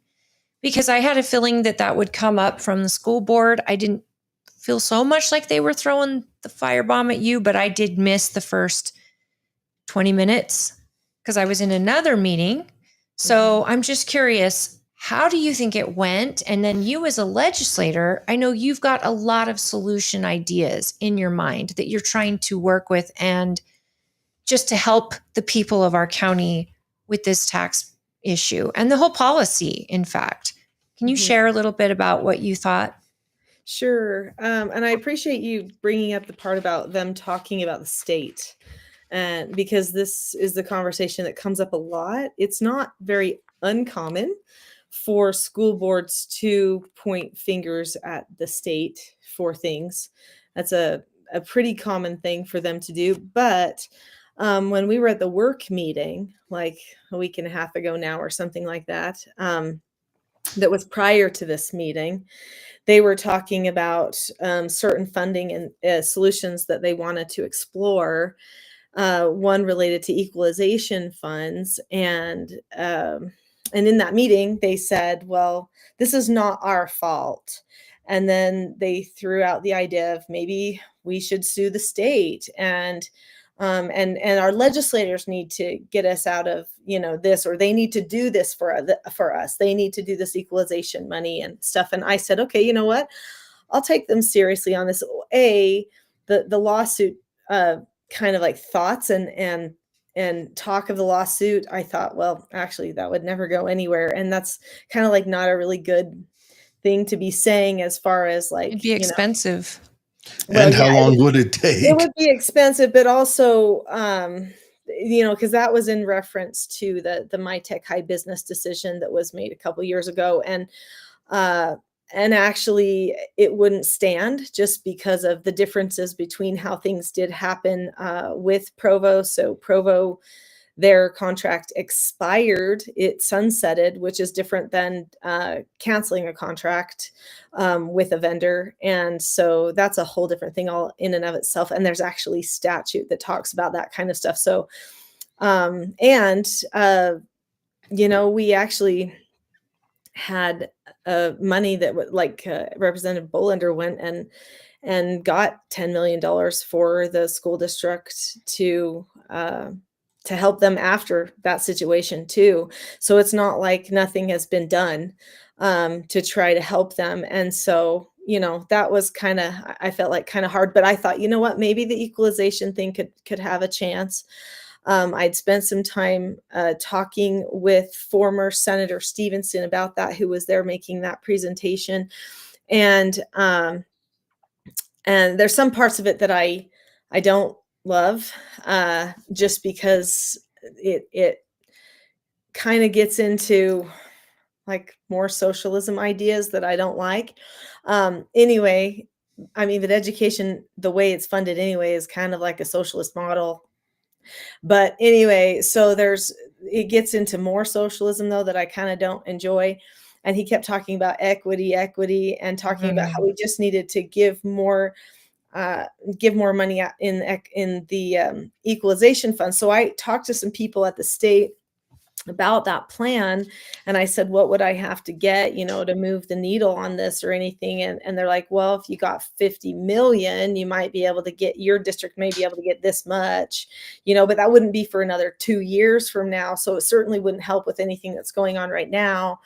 And they said, and it would make it so that at the uh, if a family made say 50,000 a year, which is kind of a median income, okay, Yeah. then each individual's taxes across the whole state, not just in Tooele County, but across the whole state, the individual income tax would go up at least $400 per person. And so and I was like, well, that's a no right there. Like, sorry, like I won't do that. Can you tell And me quickly, what is the rate that we are taxed by our district? Didn't you mention that? I don't know if this was recently, but as far as the Tooele County School District, and they're taxing us, the citizen, aren't they pretty high, if not the highest in the state? so they're the very highest in the state, especially with this proposed increase. I do believe last year we were either number one or two. We might have been number two, but I think we still could have been number one. I don't want to say for sure though, because I don't have that data in front of me. But I remember hearing some reports on it in committee during some interim stuff. Um, but for sure, we are, according to the fiscal analyst at the state, with this passage, we are the highest in the state. So there's different ways that they make the percentages on the taxes. And here's the really hard thing to figure out with all of this is it is so difficult to figure out all the different revenue streams that come to the school and how they intersect with each other, the nuances of all of them, the different laws and regulations and formulas for how they formulate all this money. And so it's really hard for just a regular citizen. And honestly, I mean, I can clearly say it's not like I have a PhD in it. I'm still learning little bits and pieces as I'm going along here with all of this, even though I feel like I've looked at it longer than most people probably You've have. been in education your entire life. Yeah, but even so, there's still pieces where I'm like, "Oh, no kidding. Oh, I didn't know that." I still learn things. So it makes my heart go out to the citizens who are going, "Okay, I see this and I see this, and those two things don't go together." But they don't even actually understand, well, where did that money go and where did that money go and how does it all come together? And I had really hoped at the Truth in Taxation meeting that we would see line items of where all Yeah. the things went, because then if people didn't understand exactly all of the revenue in streams, all those streams coming in, at least they'd be able to see it in a sheet, right? So that would be like, okay, this money came in, or we're projecting this money here, this money here, this money here, and then we're projecting this amount of money for each of these different programs or projects or whatever it is. And so that would make it much more clear for people. Sadly, we didn't get a chance to see that, which was really unfortunate. Anyway, but as far as the rates go, so there's different ways to figure the rates depending on how many levies you combine together. If you're taking in a full, so the full tax rate with the proposed increase that was voted on, the full tax rate is 0.009135, and that's for all of the school things all together. But the part that I spent the most of my time comparing was the joint levy, which is the board levy and like the voted levy, which are the two main levies that bring the most money. Those are the ones that are increasing our tax rate by 39 point something percent. And so those were the ones where I spent the majority of my time looking at. And according to statute in the state of Utah, because we do have caps, even though boards do have the freedom to make these changes in their levies, there was wisdom years ago where somebody said, but you can't ever go above this much because that would be way too much, right? And so we do have caps. The sad thing is on different things, the caps are different. So keeping track of all of that is very difficult for people. So I'm just going to talk about one piece, okay? So the joint levy with the board local levy and the voted levy, the statutory cap on that is 0.0045. And our proposed rate that just got voted on was 0.004338. That's very, very close to that Unbelievable. statutory cap, okay? And the state average for that joint levy is 0.002225. So we are actually like Almost double. double. Yeah. Yeah, almost double of what the average is for the state. Now, there's a lot of factors for why the way, our revenue streams are a little bit different than some other districts and counties. We have a lot of BLM land that presents a problem because we don't get any tax money for that BLM land. And when I say a lot, I mean like the majority of our county is BLM. Okay. We Right. don't have a ton of industry out here, as much as people don't want a lot of big business coming out to Tooele because they want it to still feel rural and, like we love. That also impacts our taxes. So when we don't have a ton of industry, so some of these other districts, that seem like they're a little more rural, like up in Summit County and stuff like that, they've got ski resorts paying them tons of money, right? Yeah. And we don't have that type of stuff, that type of industry that owns a lot of land. So we do create arrangements with people at a city level and at a county level to make it so that there will be other revenue streams coming in. There's new growth money that comes into the county when land gets rezoned. So we have the land, like say over on the north end of Tooele of the town, where all those Perry homes and those other builders are putting in a lot of homes. Well, that used to be agricultural land, so it was greenbelt taxed, which is very low tax. And now with the builders coming in, now they can give us new growth money. So that was money I went looking for, and I was like, okay, show me other revenue streams. And I talked to the assessor, to Allison McCoy. She was incredible to talk to, answering all of my questions, going with me through the math, sending me emails and visuals of more data so that I could pull things. I was talking to people with the city council about RDA monies, and other reimbursements, those types of things, talking with people at the county, really trying to work out all the different pieces. And the way that I was factoring it as I could see it, and this is just me, and I know probably there's people in the school board that could say, good for you, Nicolene, but you don't see this or you don't see this. I also talked to members of the school board a lot in this, trying to, me and Todd Thompson especially had tons of conversations. I went through a lot of math with him. I know he was doing tons of searching. So, really trying to work on this. And I was able to figure out with the different revenue streams. Initially, I thought, okay, I think I've found about 7.6 million that they could access with new growth funds, RDA funds from the city, as well as a reimbursement fund from the road. That goes over to the new high school. And then if they actually keep their tax rate where it was last year, which technically is still higher because the tax rate went up last year anyway, and actually that would still be higher than what was proposed with our new property valuations. But if they kept that rate, if they just didn't raise it and they kept it there and took in these other revenue streams, that we would actually probably come out okay and just need to cut maybe just a little bit and we'd probably be okay, was how it was looking to me in rounded numbers. Okay. I mean, I'm not the accountant and I don't have the line items. And so as I was going through just trying to find that 9.25 million, that's the type of stuff that I was looking at, trying to give them information so that hopefully they would take that advice and stick that. And if you were there when I spoke and I gave my my comment during the meeting, I said that. I said I recommend that you take a look at some of these RDA funds and these different things. They did seem to say that some of the RDA funds that we thought were there might not be there and might have been combined with new growth money because some of them had sunsetted. And so, which might have meant that the number had dropped a little bit, but I still felt like if you stick with the number from last year, it would be pretty good because we have more homes. So you have to keep in mind that all of these property tax numbers are just speculating. Yes. Okay. So they're like, we think we're going to get this much.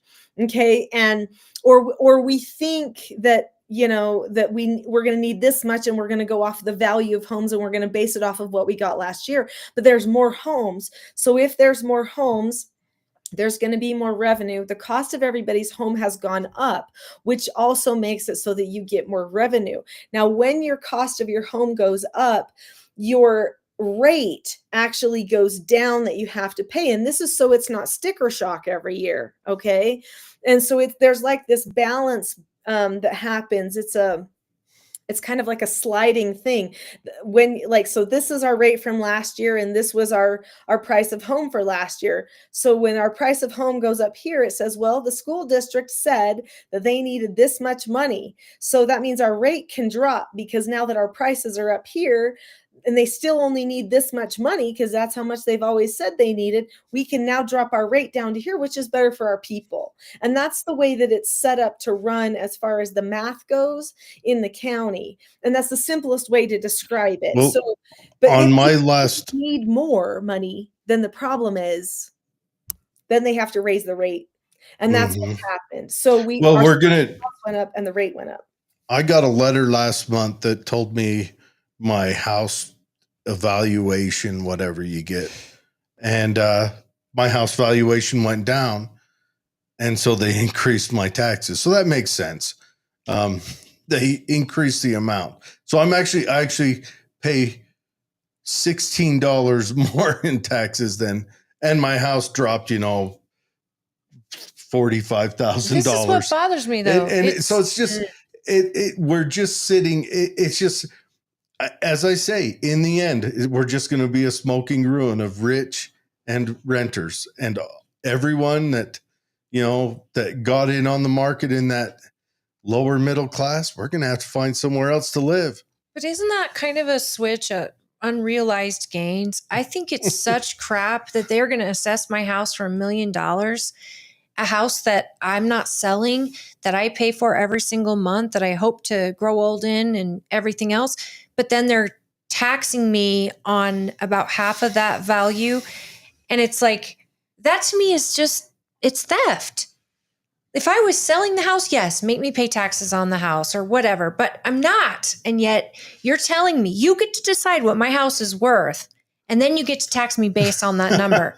How is that not theft? I think you're really getting to the point that and really this has been talked about a lot recently, but wait, do we ever really own our house? Never. No. If we have if we have to pay those property taxes.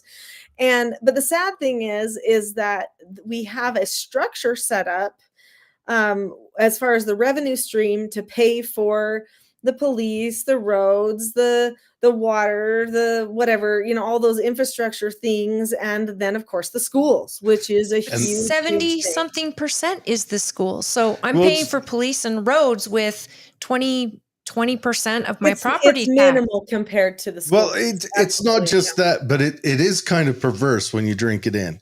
So let me lay this out for you. So you're born, you're a little wet child, know nothing. Then you become an adult, then you buy a house. When you're working, they put a heavy burden load on you, buying the house and paying taxes.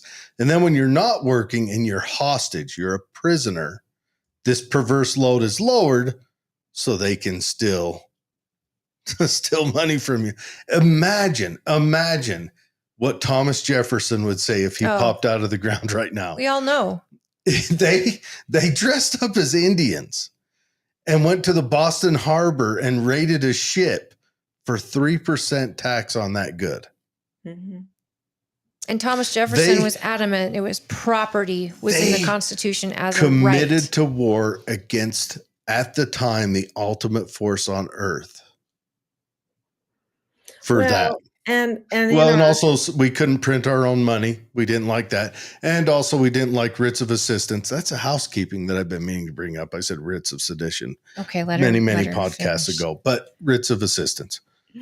Well, also I was just along those lines, if we're going to go down the founders, justice is one of the things that's part of a person of good character, right? And when they said in the Declaration of Independence that it was all about life, liberty, and the pursuit of happiness, the term pursuit of happiness to them in their temperance society where they are focusing on self-government actually meant that. That's what it meant, according to Cicero. The pursuit of happiness actually meant that you were a self-governed person. Now, self-governed meaning that you're in control of yourself, that you're not angry, that you're going to be calm, you're going to work things through, you're going to fix all your problems that you've got on the inside. But it also means as a society that you would be a self-governing society. So the pursuit of happiness was this huge term to them. Yeah, it was libertarian as I mean. It was freedom through responsibility. It Also, do you know what absolutely. the original phrase was? Life, liberty, and Property. property. Well, yeah, property. Well, and That was actually, the James original. Madison too. So James Madison wrote a whole essay called "On Property." You'd probably really like that. Hamilton forced him to take it out. Well, because property actually meant more than just your Yeah. stuff too. It was Mhm. people So too. it meant your brain, which would mean that there's other things too, like as we're talking about teaching children and training and whatever, that we wouldn't be doing indoctrination, right? So because it meant that your own thoughts were actually part of your property. And no, they had an understanding so much deeper than we fully get about what they needed to protect. And truthfully, I'm really impressed at the Tooele citizens that came out to that Truth in Taxation meeting. There was a large crowd there. There was a lot of people engaging and doing their civic responsibility, listening. I know there was a lot of frustration. I mean, obviously, I understand, rightly so, because usually when you make an effort, you want it to do something, and it didn't feel like it did. I do think that meeting will not be soon forgotten by the school board. I think an impression was made. I think that they did listen. I know that people probably say, no, they didn't. They didn't care. I talked to some of them the next day at an event I happened to be at, and they did listen. They did hear, and they were like, well, we're going to be doing this and cutting this and and so they were talking about things, and I think they did hear, even though they didn't hear enough to change the votes. I think the vote was made Yeah. long before that meeting. I do too. But I think that an impression was made, and if there's one thing that I could maybe give people, I was really thinking, because I'm slightly short on time tonight, but I was thinking, what could I give people at this podcast today?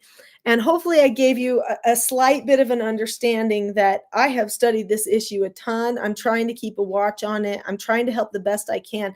But hopefully you're hearing from my comments that I'm having a conversation with this person, and a conversation with this person, and a conversation with this person. And let me tell you what, in all my years of advocacy for family issues and everything else, what I have learned is that's how you get things done. You don't get things done by getting emotional. You get things done by having a conversation with people. And so I go and I have the talks, and I have the talks. Now, the really hard thing about any type of policy stuff is that it's almost always a long game. It's very rarely a short game. Now, Especially in government. we have been so spoiled right now because Trump came in and he made a bunch of things a short game. He's like, that's done. That's done. Clean it out. And we're all like, it's like so exciting Yeah. to see these things happen. And those are so rare. Those types of moments when it comes to policy creation. Well, they'll go away though if he doesn't cement them in. Well, because with actually the the next administration comes in and they'll go boom, boom. And so it's technically a battle axe approach. But when you're really talking about real policy creation, it is a long game always, and it requires endurance. And so what I wanted to give tonight was maybe a message of endurance to the community, okay? Because that's something I know about, all right? I started the topic about a lot of the filth and stuff that was in the school resources and databases and stuff back in 2018. And guess what? It's still not all the way fixed. No. I'm still working on it, and it's 2025. Okay. Amazing. And it's wild that you encounter so much hostility and roadblocking on that. Well, you would think that would just be common sense, like, oh my gosh, that slipped through. I apologize. Yeah, We let's will fix take it. care of this right now. And they're like, no, kids should definitely see pictures of that in third grade. What? I, you I know, know, and I always tell people, I'm like, I'm okay, thinking this is a 30 degrees on the curated blade of the list here. guillotine. All right, there it This is. But Yeah, so I want agree. to say something before we let you go. She Well, I have wasn't to tell done. you something. I'm not Oh, done. go I ahead. have to tell Sorry. you something. Okay. And then let me get my little what I want to give people tonight out. And then we can discuss for a minute, and then I'm probably gonna have to go. Yeah.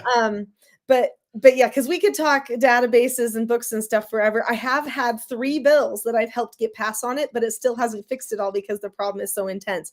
So this is kind of what I'm getting to, is that after something like that happens and emotions run high, it's really easy to get incited. Okay. So I have been with colleagues, people I admire, people that I can truly say I love and I've even learned from, and I see their emotions start to bubble and boil. And then I recognize, uh-oh, we're going to soon be ineffective, because once it gets to that point, we start being fanatical, we start being selfish, we start being power strugglers instead of advocates for truth, justice, order, all of those things that we need to have, right? And so it's so tempting to just be like, no, I'm going to tell you. And we could make an argument with for that. Maybe sometimes there's a place for that, and I certainly know that Trump lets his emotions out all the time, and I think that in our emotional society right now, people really resonate with that. But when you're talking about creating a change in an issue like this, it could be a long game, which means it could be that we have to go talk to people again and again about, okay, what are the rules about this? What are the rules about this? What's the law that we could actually change? Or who's going to run for this? Let's start getting them ready to run for this seat, right? Or whatever. And we start to plan ahead of time. And we get people prepared by learning, how do the finances really work in there? Because I think the majority of people that go into a school board think, I'm going to make a difference, I'm going to help. And I think they're wonderful people usually. And Yeah. people probably think that about them, but then they start being informed by the people who are in the district instead of informing the district, which is what they should be doing. And that's just because they don't understand. And so people need to start studying, they need to start preparing, they need to start looking ahead, they need to be calm, they need to be hopeful, they need to keep working at it. But don't lose hope and don't power struggle, because as soon as you start thinking you need to have your victory immediately, and that there's no other excuse for that because you're feeling emotional right now, because you're feeling taken advantage of, you will lose your respect and your ground with all the people you need to have conversations with.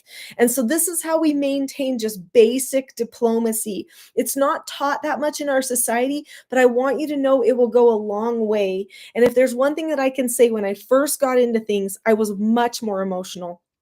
I was much more volatile, even though by nature, well, I shouldn't say by nature, I'm a fireball, but I worked on my calmness for a really long time.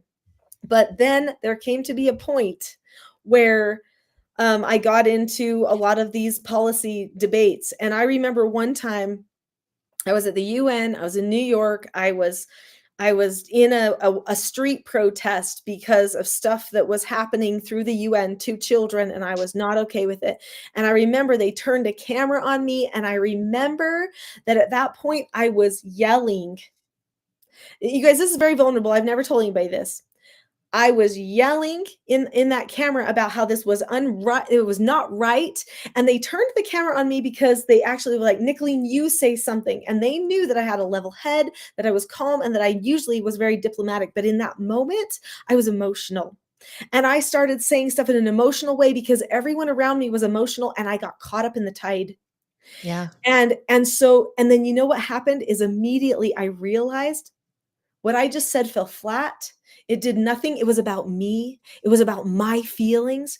It was not about what was right and wrong. It was not about the principle. It was not about anything I could give. It was about what I wanted to take. And at that point, I was like, what did I do? And I had to face that I did not have the spirit of truth with me when I was behaving in that way, even though I did feel certain feelings that felt true to me. Sure. It wasn't the spirit of truth that would touch the heart and create change to somebody else. And at that point, I said, that's it. Whenever I do a sidewalk campaign or anything else again, I will never be that person.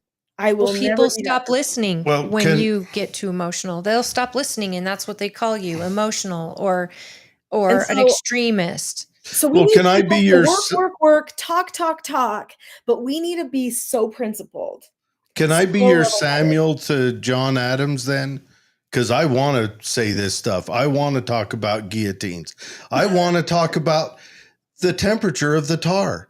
I want to be that. I'm the John Hancock. You be Madison. You know, I'll be the blockade runner. You be the principled, educated one, and I'll be the firebrand. So I And love you, Samuel Jared. Adams I is love one you. of my personal heroes. You know what? I love you, and I think there. And I'm not saying there's not any space for all the different personalities there are, but I'm just kind of throwing it out there with when you have the long game, you got to be strategic. You be And strategic, and I'll be the spice. I agree on you But with I you wanna- 1000%. That you've got to keep your calm and keep it of facts and truth, and that message will go a lot further than emotions, because people need to feel that truth from you and trust you with it. And that is always better portrayed, I think, for the long term with calm and with sincerity, Okay, I want not to too say much passion. this is totally off subject. So the other night, I'm getting ready for bed, doing whatever, not getting ready for bed, making dinner. It's when I was making the ribs, actually. So while we were at the meeting, yeah, he was enjoying No, I his started making the ribs ribs. at noon. I was fighting with them all day. But anyways, Katie and Jackson called me, Jared, come here. And they called me in kind of in a brush, and they're watching old reality TV shows. And they come in and they go, isn't that? And I look at the TV, and there's Nicolene with some English kids. Well, I don't know. The one they said was a boy. Still, jury's out, but they said was a boy. What was it? no, They he's said it was a fine. boy. No, I mean, what was the show? I don't don't know. care about. Oh, it's called The World's gender. Strictest Parents. You can see it actually on my website. Yeah, on, they brought some savage. teachingselfgovernment.com. Wow! Congratulations. Didn't That's the one cool. girl have like a child at like 8? Or No, how? not an 8. She had a 10-month-old baby. She was 17. Both of them were 17-year-olds. But I mean, he'd been doing drugs and stuff since he was 8. That's one thing that was happening. There was a lot going on there. I mean, both of them were in a really, really bad situation. We could go into a lot of detail there. I have a lot of talks and stuff about that, but we'll shelf that. But I just thought that was awesome. I was like, oh, there's Nicolene and Spencer. I was like, wow. And I wanted to mention Spencer before you go. Spencer is running for city council in Tooele, and that vote is Tuesday, right? Everyone should have their ballots. And how's he doing? He's doing good. You know, I'll tell you what, the person who struggled with that whole concept was me. I'll just be straight up with you about that. He said, I feel like I should do this, honey. He's like, I really put a lot of thought into it. And I just feel like, he's like, I didn't plan on it, but I just feel like I should do this. And I was like, honey, are you crazy? Like, have you learned nothing? I'm like, you know how often my phone rings. You know how much time it takes to take everybody's complaints all the time when they think it's your fault, when it's probably not your fault. Like, you know. And he's like, I know, but for some reason I feel like I should. And for a whole month, I tried to talk him out of it. An entire month. And then I finally, did my own little soul searching, and I'm like, actually, you know what? He really is a good person for this. He's the best person for this. Oh, he's a good dude. He's so level-headed, and you know what? He'll shuck and jive with you like nobody's business, Jared. So yeah, he's a fun guy to talk to. I like your husband. Yeah, and your husband, the dynamics you had with the girl and the boy.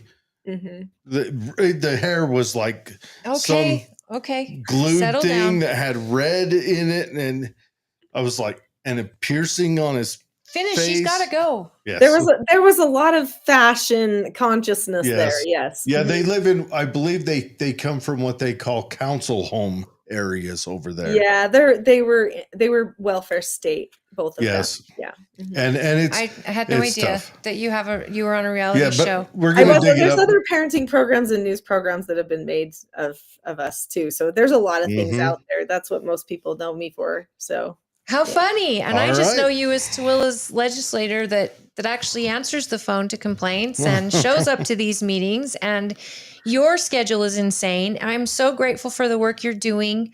And I was grateful to Bridger also. I got to meet with him. And I'm really proud of what's going on and the accountability that I feel we have with you guys. And I mean, this could go a long way with the school board. And so I have asked if people are interested in running for these seats. I'm available to talk to you. I've had a couple people reach out already. And I think that's how we make change, is that we have enough. We've had enough. And we want to see policy changes, and we want to see collaboration with our city, our county, our state, and federal. We need everybody together to come up with better policy that actually makes sense and does not put all the burden on the middle class, especially because it is the middle class is disappearing. Well, the middle class is gone. Now it's lower middle class. Let's protect what's left of that. Anyways, thank you very much, absolutely Nicolene. true. You guys, it's been so wonderful to be with you, and I appreciate you listening to me just go on and on about it, and hopefully it was useful to somebody. Yeah. I certainly did not mean to preach to the choir, but hopefully just a little bit of those thoughts could make a difference, because I do feel like we have a great opportunity right now. With however all the people who are civically engaged because of this issue, it has hit home in a way that could unify our community to like work on things together, and that's what I'm really hoping will happen. That the dialogues will just start opening up, and that the people will just start talking, and we'll be able to get some of these problems solved. But I'm going to keep working. So anyway, thank you so much. Thank you. And Thank definitely you. vote for my husband in the upcoming. I mean, I'm biased. I'm That's Sir Peck. 100%. Yeah, Yeah. exactly. Tooele City. Yep. All We right. had him on 3 weeks ago. Thanks, Nicolene. Give our Yep. best to the family. Have a good Will do. night. All right. We'll see you. Bye. All right. Now Camille Knutsen's jumping on real quick. Camille, I thank you for waiting. Yes. And I know this was a last minute deal. Can you give us a heads up if you hear us? Yep, I can hear you. Can you hear me? Yes. Perfect. Excellent. So I would love to hear your point of view on Tuesday night. I know you did a lot of research and you have experience on the board yourself. And I would like to know what got us here? What got us to this position, in your opinion, with the school board? And what are your thoughts about Tuesday? Oh, that's I feel like a loaded question. Okay. So I think there's a lot of things that got us to where we're at right now. But I want to address first. So I didn't attend in person on Tuesday, of course. I watched it from home. So everyone, as you know, the audio was terrible and it was kind of hard to hear a lot of the comments. But I knew, one, that they were already prepared for a large crowd, or otherwise they wouldn't have done it at Tooele High. And of course, with every Truth in Taxation meeting, there's always a lot of passion, and usually it's mostly people who disagree, right? So, I mean, out of my 4 years of being on the board, I can't honestly think of one Truth in Taxation meeting where someone came in and said, we support you increasing your taxes. It just doesn't happen that way. But I was listening to the comments and trying to understand, it's just really hard. And I agree with Nicolene a lot on this. I understand the passion and the concerns and the anger and the frustrations, but that's not how you get anything done. And so I was hoping that people were going to come to that meeting and say, we want more communication from you. We want X, Y, and Z, something that was just more than just saying we're upset that our taxes are being increased. Because whether everyone likes it or not is what is in place to fund our schools. So if we don't agree with it, if we don't want our property taxes to go towards funding schools, then we need to change the process, regardless of how difficult it is, like what Nicolene said. Agree. My question is So, why do the taxes have to keep going up? No, and that's the growth. part that I don't agree with either. I wanted them to Because just adopt the certified rate and not have to increase them. And I'm not the sure growth why should they pay felt they chose for, they had to. shouldn't the growth pay for its own entrance into the school system? Or do we have to fund, if some wayward child wanders through our county, do we have to fund them until they pass through the other side? Is that what we're looking at now? Well, and also to my point of what I said earlier, so school districts, their enrollment numbers are at least a year behind, in some cases 2 years behind. So when you have these families that move in with 5 kids on average, well, where are you going to put them? So we build a school and it has to go on the taxpayers' dime now because you can't wait 10 years to build a school, but we're not going to receive that funding for another 5 years based on those enrollment numbers. So it's like we're always playing a catch up. And until we get those systems updated and showing the actual enrollment numbers, we're always going to have a catch up problem. And we're living in a digital age for one. Enrollment Right. numbers, funding, everything can be done like that now. So what's bothering me so much is the policy. I feel like the policy is the biggest problem, and it's doing the same thing over and over and expecting a different result.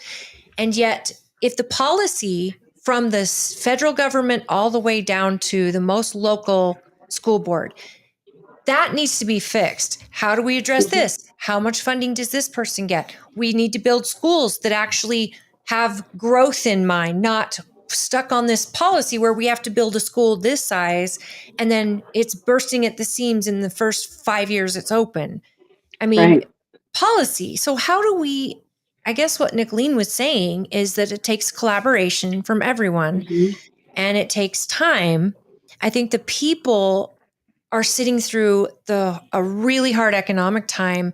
And what I heard in that meeting was a lot of people pleading with these people to understand they cannot take another bounce in their price of their house, their monthly payment. They can't afford to lose their home. And, it's not a good economic time for tax hikes. It's not a good look. And then to vote, after and still vote for it without much talking cutting or much talking communication, or I just felt really like it was an in your face situation that got people just riled up. Even if that wasn't their intention, that's No, what and I'm hearing. I agree with you 100%. But I would also encourage you, because like I said, I disagreed with the tax increase and listening to the stories and trying to understand where everybody was coming from. But I also have been in that situation before. And the flip side to that, too, is, and a couple of board members mentioned it, but I also don't think people realize how many other conversations had gone on while those board members were doing their due diligence, right? They're in schools, they're out talking to community members. 2 of those board members have kids that are on the football team with my son. So I see them every week at football games. And they actually didn't go to the first football game the other night because they've been receiving threats after that meeting the other night.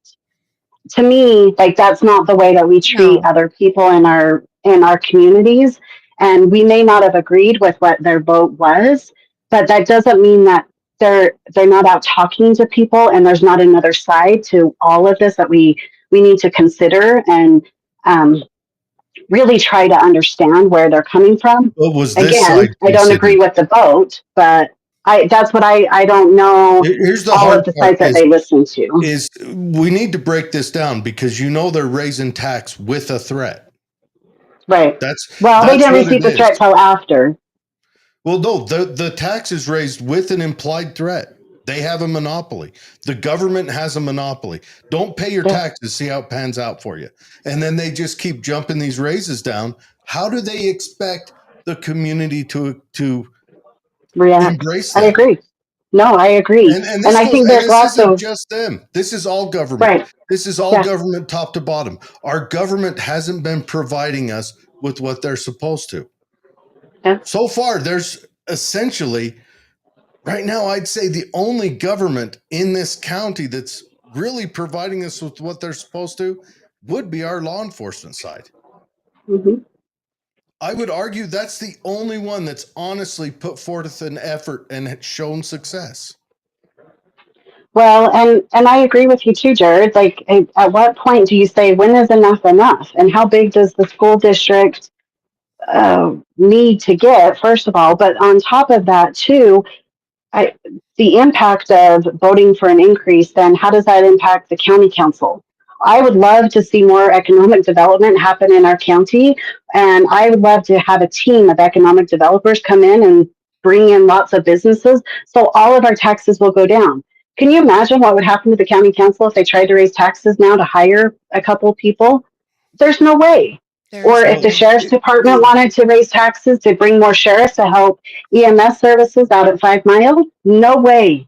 You are not going to pass taxes and increase anything for years to come because of that one meeting. And whether they did listen to both sides, I'm not there. I don't know. The perception, though, is bad. And I don't know how they'll overcome it all. It's ugly, and it's ugly on all government right now. And let's face it, universally, the government is the most unpopular thing in this country. Mm-hmm. Elon Musk just got voted worse. It rates up there with like warts and toe fungus. Oh yeah, I think that cockroaches are more popular than Congress. And that's kind of where we're sitting, because we're an untrusted society. Because we're overregulated. We can't bring businesses in. You know, my dream would be if we could get not more retail businesses, because they don't pay anything. They don't cause any labor market competition. We need labor market competition, but you know, we're not getting that. But those companies go to societies that have great test scores and are putting out students. Well, they also go to societies work for them, and that is like a big circle, right? It all comes back around. If our kids aren't well educated, businesses don't want to hire them or come here. They'll go to a better, society, area, and then yet, if the school's not getting enough funding or whatever their reasons are, it's a big circle that we need to get inside and figure out where the problem is. There's a spoke in there that is broken, and we've got to figure out how to replace it. One of our biggest threats right now to this county is that lake drying up. That's cutting a lot of business. Our biggest businesses, yeah. He's referring to the Great Salt Lake. Yeah, folks. The Great Salt Lake drying up is killing. We don't have water, and they're building up north where the water comes from, so that water's being peeled off to support the new houses. So we're not going to stop that, and this county needs to figure that out. I mean, when we talked to Brad the other night, he brought it up, and he's 100% correct. But Brad Pratt is who he's referring to. Yeah, that lake dries up, and we're going to lose. A couple of good businesses out here. And high-paying jobs. The Army depot went away. We're losing that. We're going to get hollowed out unless we figure a way through this. And I'm not saying, I'm sure our county council and our city council's working hard on it. I have a burr in my butt about the school system, because the schools have been overly failing, like above and beyond all other. And I don't know where. Well, I know you can pin the blame on an ideological capture, I believe. But, it's not going to change, because that ideological capture, it's ingrained now. And unless we change our requirements for teachers, that's what we're going to get for now until we see a societal collapse. That's what it'll look like. And then it'll be ugly and brutal, and we'll have to learn how to, poke fingers in bullet holes to stop the blood. So I was wondering, Camille, what are your overall thoughts on this? Because I know this has to be perplexing for you. You live where I live, and we've seen a really big tax increase over the last 3-4 years. It's a lot. I mean, it's a lot of money. Yeah. And I just wonder, what are your thoughts? Because would you want to run for the school board again, or is that one thing you would never do? I don't know. I've had actually quite a few people reach out to me this week and ask me a lot of questions about what is going on. How do I find accurate information?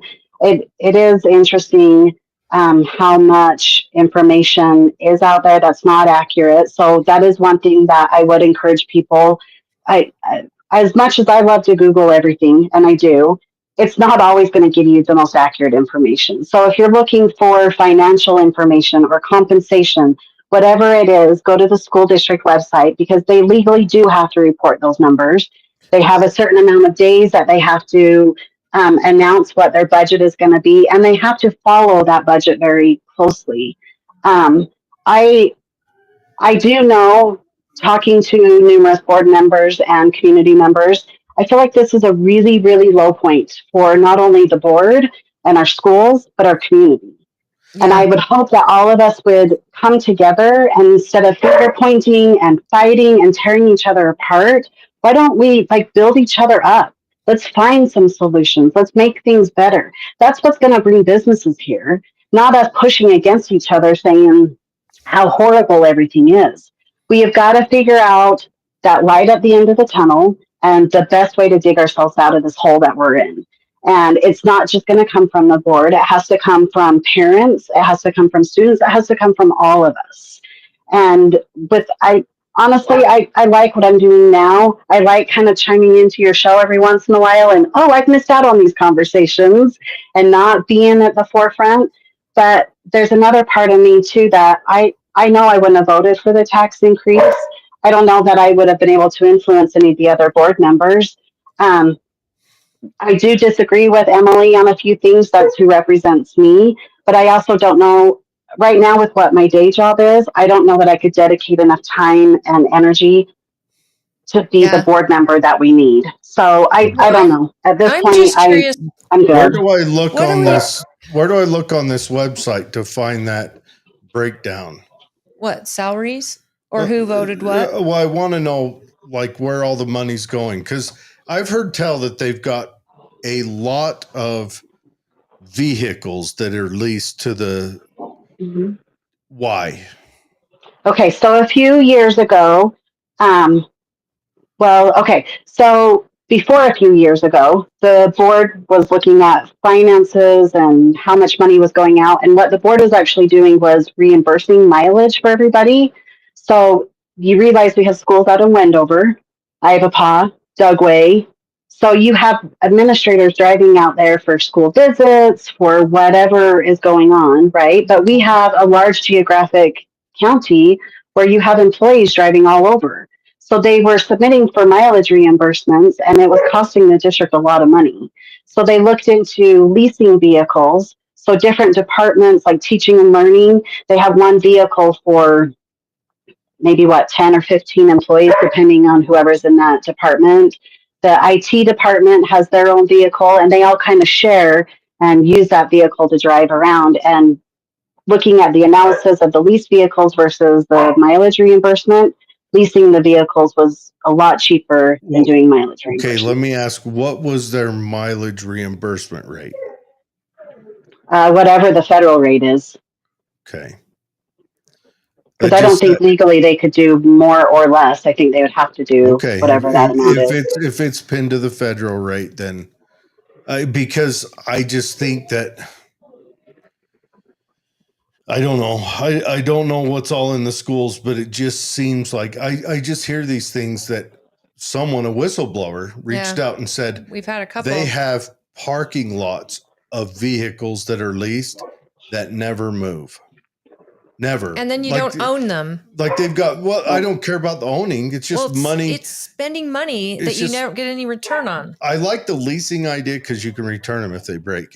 But, and then they're not paying for maintenance and the issues. Yeah. But, and leasing is actually cheaper than buying in the short term. Especially if you're not doing anything with it. But that they're just sitting there parked. And I'm like, that sounds like, even if that sums up to, all told $80,000, that sounds like something that should be accounted for.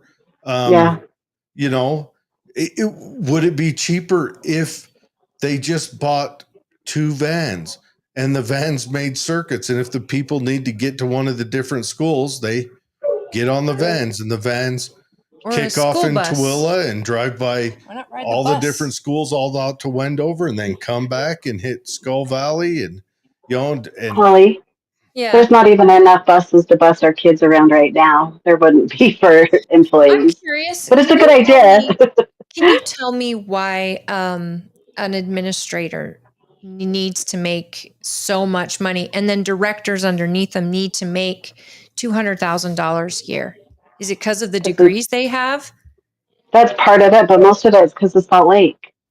One year we lost over 70 teachers, and I don't even know how many administrators to go work for schools along the Wasatch Front because they could go around the mountain and make $20,000 or $30,000 more a year. Yeah, that's So same happened with our law enforcement too. let me ask you a question. So the board had to increase not only teacher salaries, but administrator salaries and the superintendent salaries when Scott Rogers left, because otherwise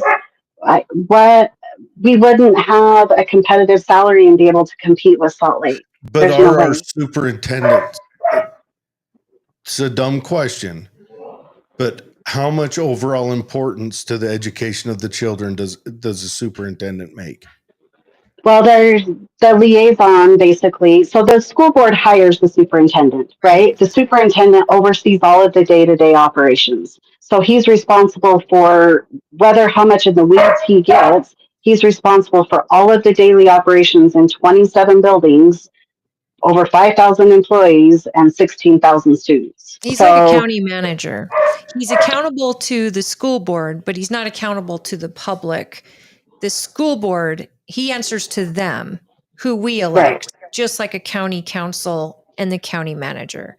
Day-to-day operations, but the school board does the legislative part. Hold on. You say 27 buildings and all that, but I want to know like how much is he over? Is he signing off on everything they do? There's no way.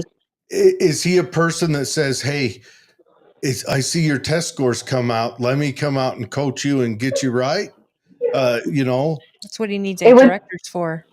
Yeah. So it would be what I'm asking is he bloat? We've heard stories about that county in Texas that did away with their superintendent and had the principals run it directly. And I don't know how much they're saving, but I don't know. Yeah. So how do you hold? Because to me right now, one of the things that I feel like accountable is our superintendent held accountable when we lose. Well, so one of the things that I think is one of our major problems right now, and this is just me looking from the outside in, is our school board needs to let the superintendent do his job. Our school board is very involved. And if you look at how many committees there are and all of even they talked about creating another one the other night. Yeah. The superintendent needs to be able to do his job. And right now he has a board member at all of these committees, all of the meetings he's doing. And every time he tries to do something, he's turning around, verifying with 7 other people if that's okay for him to do what he needs to do. That's not an efficient or an effective way to run an organization. And so I think what you pay him for. Yeah. And I think that's honestly, it's one of our biggest problems. So I don't know where you work at, Jared, but if you think about like who your boss is or, the upper people, they're not going to sign off on every little thing, but they're, the big things they're going to be aware of. But I think at this point, with how involved you have board members, and it seems to me like they're not asking the right questions. There's different things that need to be happening, and they're not letting him be effective and do what he needs to do to run the district in the way that it needs to be run. So how do we make that look? Because we're paying this guy a lot of money and we're still getting and the worse directors test scores too below him. Yeah. And I think a big part of that look to him the same way. And then do the teachers look to the principals the same way? I don't know. Right. But I think a big part of it is this next election and asking who runs for our school board. Are you willing to go online and communicate with the rest of us? Are you willing to be transparent and spoon feed us the information that we need? There's something like 200 acronyms that education uses. And most people don't know what all those acronyms are. So instead of talking to me in acronyms, talk to me like I'm sitting at my kitchen table and explain to me why you need this tax increase. And I don't know that a lot of board members right now are willing to do that because of the retaliation and the different things that are going on. But I think that's what we need to look for with candidates. And then also too, are they willing to let a superintendent do his job, his or her job, right? And we're seeing a lot of superintendents across the whole state retire. There's a lot of new superintendents. And I think a big part of that is just like education overall. You don't have people willing to be teachers. They don't want to come into the classroom. There's behavioral issues, lack of fun, you name it. And until we address some of those things when we're vetting our candidates, we're going to have the same problems over and over again. Yeah, Well- and we need to know. I at least need to know. Are you, as a candidate, going to advocate for me and the students? Are you going to advocate for a collaboration with other electeds and let them in and go to them? And are you going to try to make an effort to get policy changed and not just ask for more money? And these type of things have to be at the very level of every candidate right now. We need them all working together. And I've stressed that on the party side with the mayor candidates. It's so important that we know who they are and that they work with our legislators, they work with our senators, and they work with other local governments, because we're a stronger county together. I mean, Well, and I think more importantly, that they're willing to communicate with their constituents. One of the things I love about Bridger is not every time, but when there's a question or a vote up at the Hill, he'll text or email all of his delegates and ask them their opinion on a vote. Or Nicolene coming on this show. There's not very many legislators that communicate with constituents. A lot of them say, well, if you have a question, you can contact me. And both Bridger and Nicolene are not that way. And we need school board members to be that same way too. They need to be willing to come and talk to people and get on social media and be out in the communities more, and letting them know what's going on and why they vote the way that they do. I want to make them at least famous in the way that I want people to know who their board member is, just as much as I want them to know who Nicolene or Bridger is, who the senator is. I want them to know, because they are so powerful, and so many people don't realize who is representing them on that level until something like Tuesday night happens. And now everybody's got it on their mind and they're already angry at whoever it is. Yeah. And yet now they're looking for information. So you say that we go to TooeleSchoolDistrict.org. Is that where they have the meeting and the minutes and stuff? I'm at the Tooele School District. If you go down, they should show minutes on Or the actually go to departments and then business services. See, that's hidden. business services. Excellent. So that'll give us the annual financial report, annual program report, and audited financial statements and report. So I'm just going to put that in the text here. So it's Tooele School District. Is it school district? Or Tooele Schools? Schools.org. Mm-hmm. Yeah, it's a tough one because, one, as a county, we sit at a crossroads. Well, let me lay it out like this. We've hit the bedroom community growth to where we're going to suffer long term. Mm-hmm. That's where we are. We need to figure out how to bring more manufacturing and fabricating and more of the higher paying jobs, not the, we can't afford this community on stores and new restaurants. We need more actual paying jobs out here. And then let's face it, we are 3 cities that are going to end up supporting a whole county. Well, technically, Stansbury is not a city, but I get what you're saying. Yeah. It's Going true. to end up supporting a whole county. And And then the county's going to keep coming. I would like to say hat in hand, but they don't show up like that. They show up and you put your hat in your hand because you know what they're going to do to you. And they're going to rob us from this market. They're going to make it so that we can't stay around. Keep raising the taxes. I will just leave. Well, a lot of people I'll will have leave. to. Yeah. And businesses won't come unless they get a tax And- deal. and And it's then they get that tax deal, and that just takes from the people. And it's unfortunate. It's unfortunate that we live in a huge county where most of the viable land belongs to the federal government. So we can't lean on that for services or manufacturing or anything. We've got a lake that's drying up. The lake provides two of the better paying, manufacturing jobs in the county.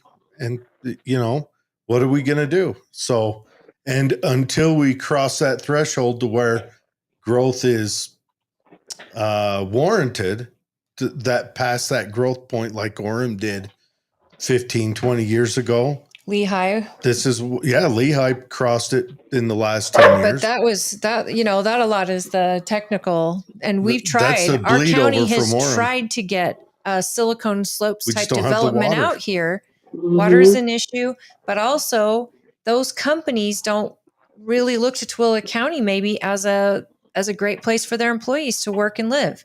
I mean, Well, all these things are considered when big business is coming to a new area. and that's Kentucky one of just the got things. Apple. Did you see Yeah, that? and that's one of the things I would love to see us start to promote more. And I know Speaker Schultz was behind it through the session and was out for their graduation ceremony, but Tooele Technical College, they just expanded their building because they have so many students there. And then, we have we teach 7 different languages on the elementary up to high school level in our district.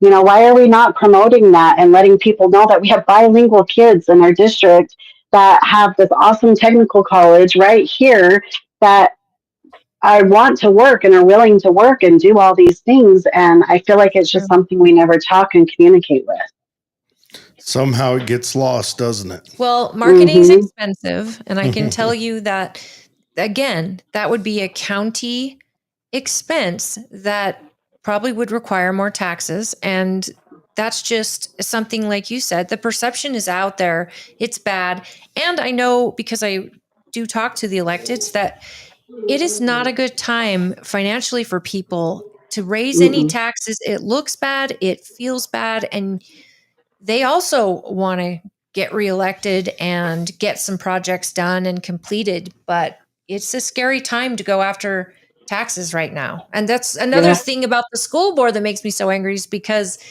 it was so blatant in your face. It was like, we've already made our minds up. We're going to go through the motions. Thank you for your comments. And we voted 5-2 that we need this tax rate. And yet, instead of putting it together on a PowerPoint that was so descriptive, here is our expenses. Here's what we're cutting. Yeah, it sounds like he could have shut him down with information. Yeah, possibly. Melissa says it was super unprofessional to have the superintendent falling asleep at the meeting. I was too far away to see that. Yeah, And I've seen the picture floating around. I've seen the picture floating around, and I mean, he does look like he's asleep. I don't know if maybe his eyes were closed when someone took the picture. Maybe I don't know. I'm not there. When you were on he Zoom, could have been working for 20 hours that day too. Who knows? When you were on Zoom, did you get to see the board while the meeting was going on? Not really. It would kind of flash to him every once in a while, but it was farther away, so it wasn't like you could get up close. I never saw anyone sleeping, but then again, I was so far away. If you watched my live video, will give you an idea how far away I was. Yeah. But I know just from being on the board when I sat in some of the Truth in Taxation meetings, and none of mine were ever that long or that passionate. I would have people say things to me too, like, why won't you look at me? Why don't you talk to me? Or why are you rolling your eyes? And I'm like, I didn't realize I did. Like, I'm trying to listen and understand what's going on. And I don't know if sometimes people come across as wrong, or maybe he did fall asleep. I don't know because I wasn't there, but Nope. I also think we should give them a little bit of grace because they were sitting up there for 3 hours being yelled at. So Yeah. that's kind of a difficult situation too. So Right. Yeah, and I wasn't even there. yeah, But it is tough, but they did volunteer for that. That is a Right. voluntary position, along with that superintendent.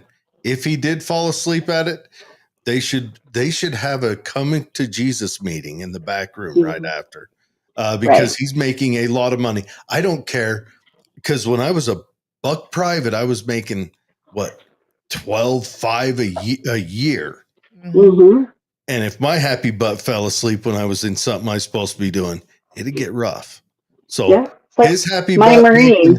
making that much a day should be able to How cope. is your Marine, by the way? He's good. He actually just came home and he was here for a couple weeks visiting. And speaking of trying to stay awake, he started smoking, so that keeps him awake when he's on duty. Oh, geez. Tell him not to smoke. Tell I him did. to don't Do meth? tell him that's going to be a habit He that can never kick. he's gonna so regret. I Tell him know. to take the coffee packets, pack it in his mouth like tobacco. And it's just coffee. Or at the most, if the nicotine will keep you awake, use that fake nicotine chew. Tell him don't let those, just the destruction. As a person who smoked while they were in the service for a lot of the same reasons. Well, Tucker Carlson pushes something on his show, which is basically it's a caffeine pack, and you just stick it in your lip, and They've got those. and it's no nicotine, but it gives you the caffeine and it keeps you awake. But where's he stationed? Is he in California or? Nope, he's at Camp Lejeune in North Carolina. So Okay.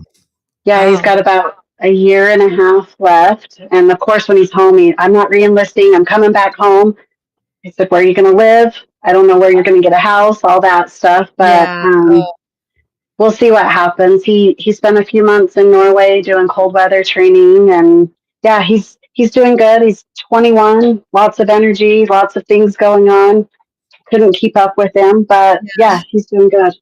Well, Good. we appreciate his service, and I appreciate he went in under a horrendous commander-in-chief. So I bet you're kind of relieved that we have a different president, at least, hopefully, that it stays peacetime. I mean, but how does he love the humidity? North Carolina, He hates it. like to come home to a dry. He hates the humidity. He's like, if I do re-enlist, I want to go to Pendleton. So I'm a little bit closer to home and not That's the humidity and all that. And he's guarding a gate. And should I be signing up for Japan or a med float? I would. A med float. Yeah. He does want to do a MEU, but Mediterranean float. I would sign up for a Mediterranean float in a heartbeat. Do they send Marines to the Mediterranean? Yes, they have Marines floating around with their fleets. Wow. Yeah, he's heavy artillery though, so I don't know that they would, but he would love to do that too. Gosh, because you get to see Greece. Well, you could re-enlist for new MOS, That's true. Yeah, we'll see. I think he kind of just wants to come home though too, Yeah. That humidity is terrible. I would just come home for that. So he doesn't have to change his shirt every 5 minutes. And have that peace with mom and dad again, and maybe go to Lake Powell. That's what he's missing. I totally get it. You guys, how are you doing? Are you feeling better and everything good? I am. Yeah, I'm doing a lot better. Yeah. So that's great. Yeah. Well, I was sorry to see you missed a vacation this year, but I'm sure you can make it up, right? I hope so. We're hoping September, but I don't. Perfect. Now my other son does varsity football, and varsity football is more time consuming than anything else in the world. So yeah, that's the truth. Let me ask you a question about this new Shadow of the Temple, the Saturday morning drowners, as they were. You got to explain it because not everyone knows what you're talking about. Oh, the Saturday morning Shadow of the Temple High School over there. He's talking about Deseret Peak High School.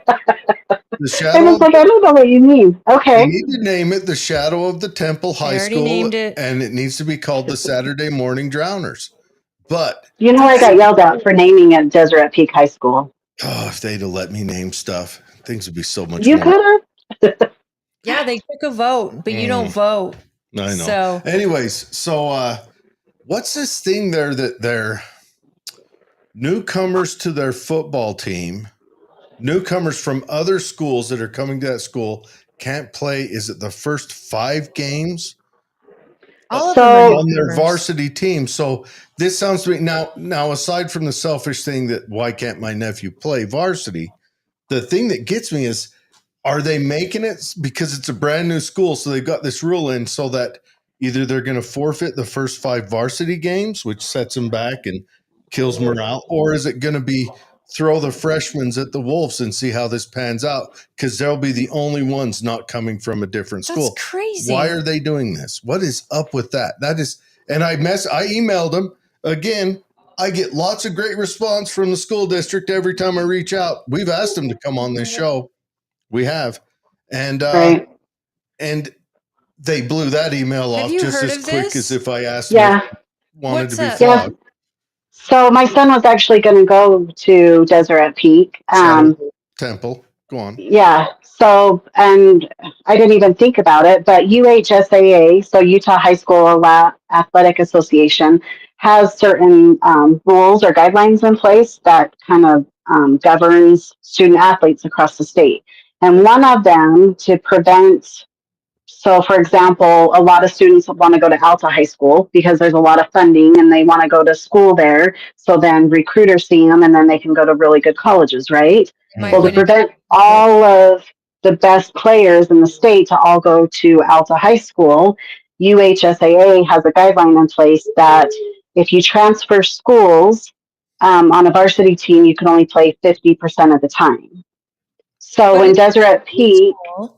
You're not yep, really so Deseret Peak being a new school, so what they decided to do were kids that actually lived in the boundaries wouldn't have to adhere to that 50% rule. They could still play the varsity team like they normally would. Okay. But my son, who we live just outside of Deseret Peak boundaries, would be considered out of boundary. So he would be subject to that 50% rule. So That that's why makes he decided not go to Stansbury or not go to Deseret Peak, Your because he's nephew's like, I'm guaranteed a full varsity, the starting line basically on the varsity team where I'm playing 100%, where I'd only play 50% at Deseret Peak. Yeah, and then he's playing in his own school that he's grown up in and all of that, which is awesome. Right.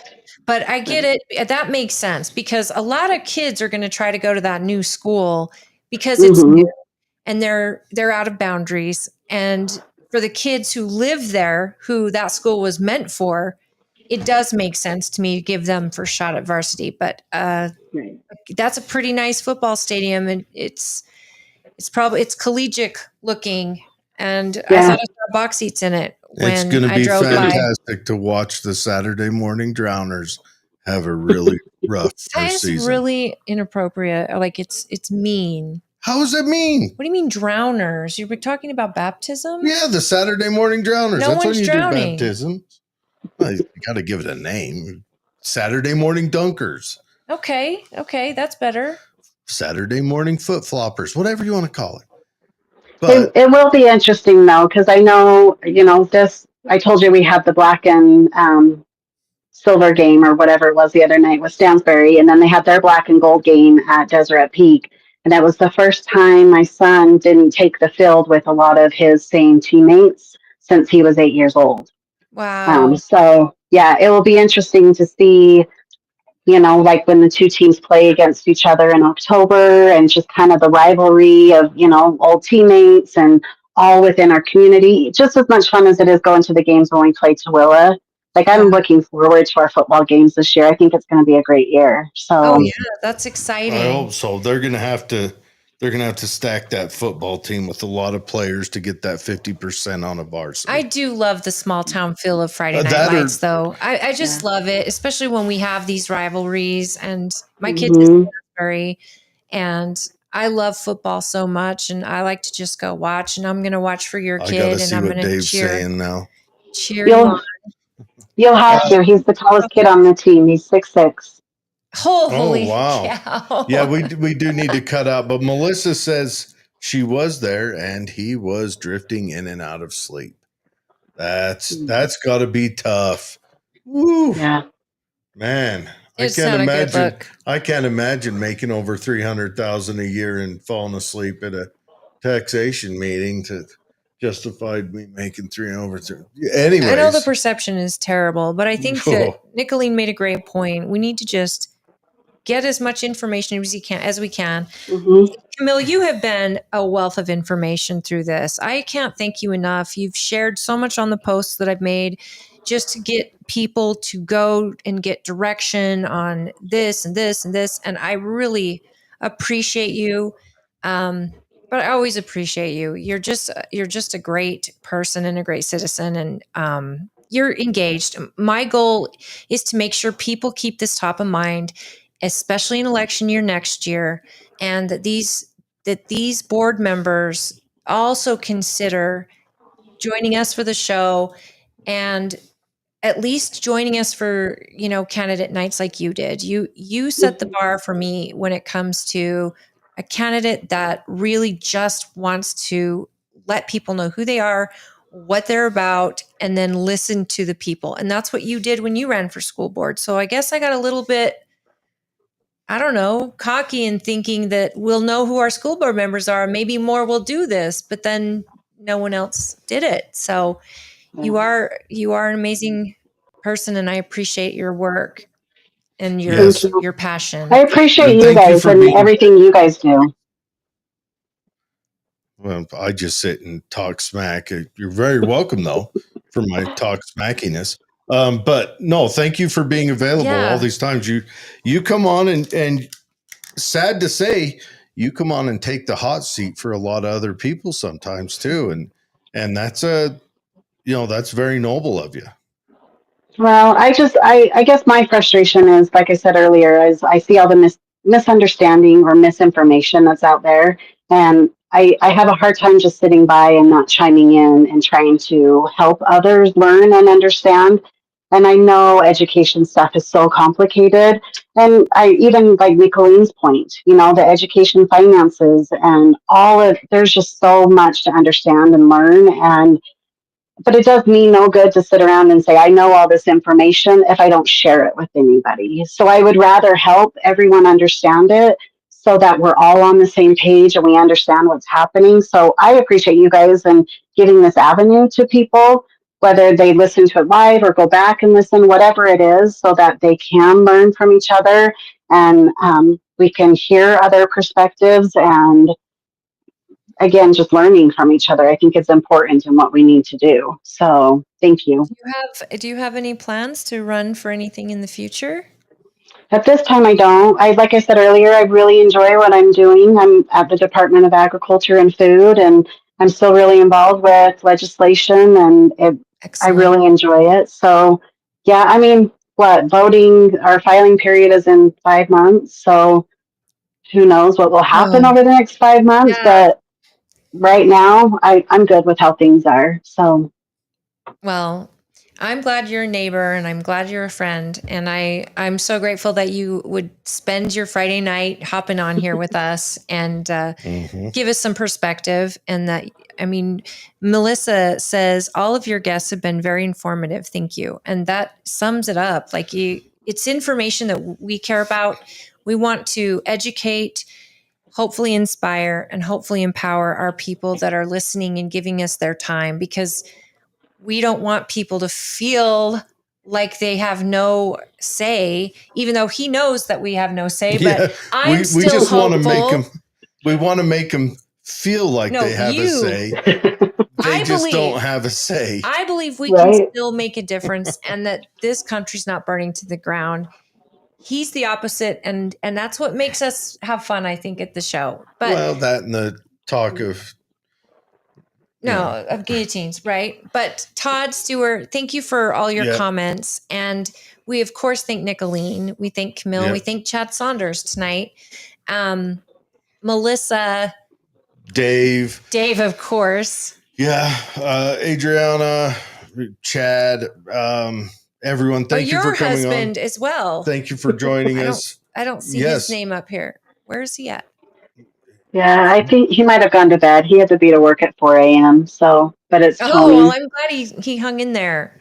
Yeah. He's up higher. Well, I have to wake up at 3 a.m. That's if you don't get Oh. a call. If I don't get a call. Again, Marcus, Jordan, everyone, thank you for joining us. Thank you for Yes. the comments. That's as high as it's letting me go. Is Stansbury Days tomorrow? Next week. Next week. Yeah. Gotcha. Yeah.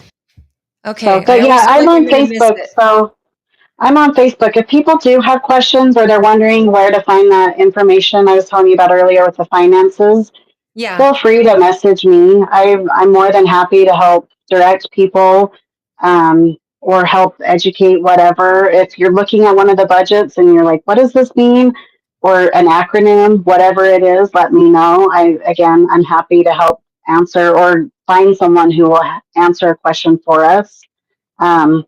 Yeah, so there's tons of information out there. Just, if you're wondering where to go, what to do, reach out and I'll do what I can.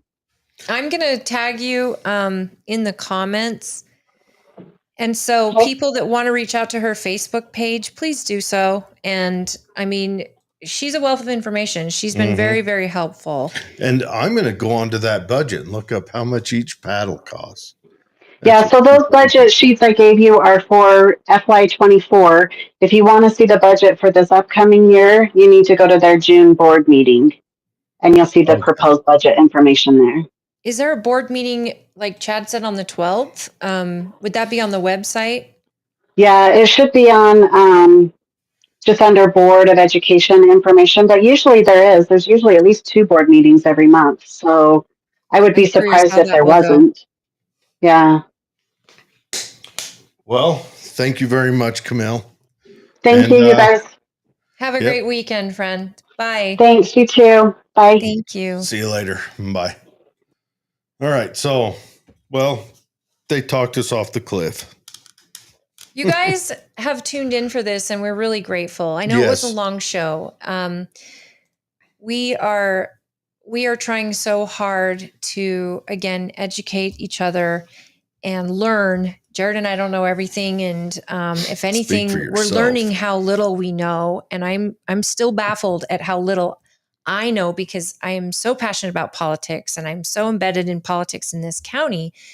I'm first to admit that the school board has fallen under my radar, and I knew Camille was no longer my representative because she started running for other seats. Yeah, because she ran for state. Yeah, and I don't know who replaced her, and I need to get to know my board member. I think that is a really important issue, not in a creepy way, but reach out to your board member and let them know who you are and let them see your face, and maybe they'll think of you when they are making decisions like this. And since we can't do a recall of people because we disagree, what we can do is focus on the future. So if you want to run for office and you have an interest in running for school board, I'm happy to assist you as far as letting you know what a campaign entails and ways to get in front of people. And we do have filing for county seats coming up. And I'm happy to invite you to our meet and greets and things like that. I would love it for people running for office to attend those.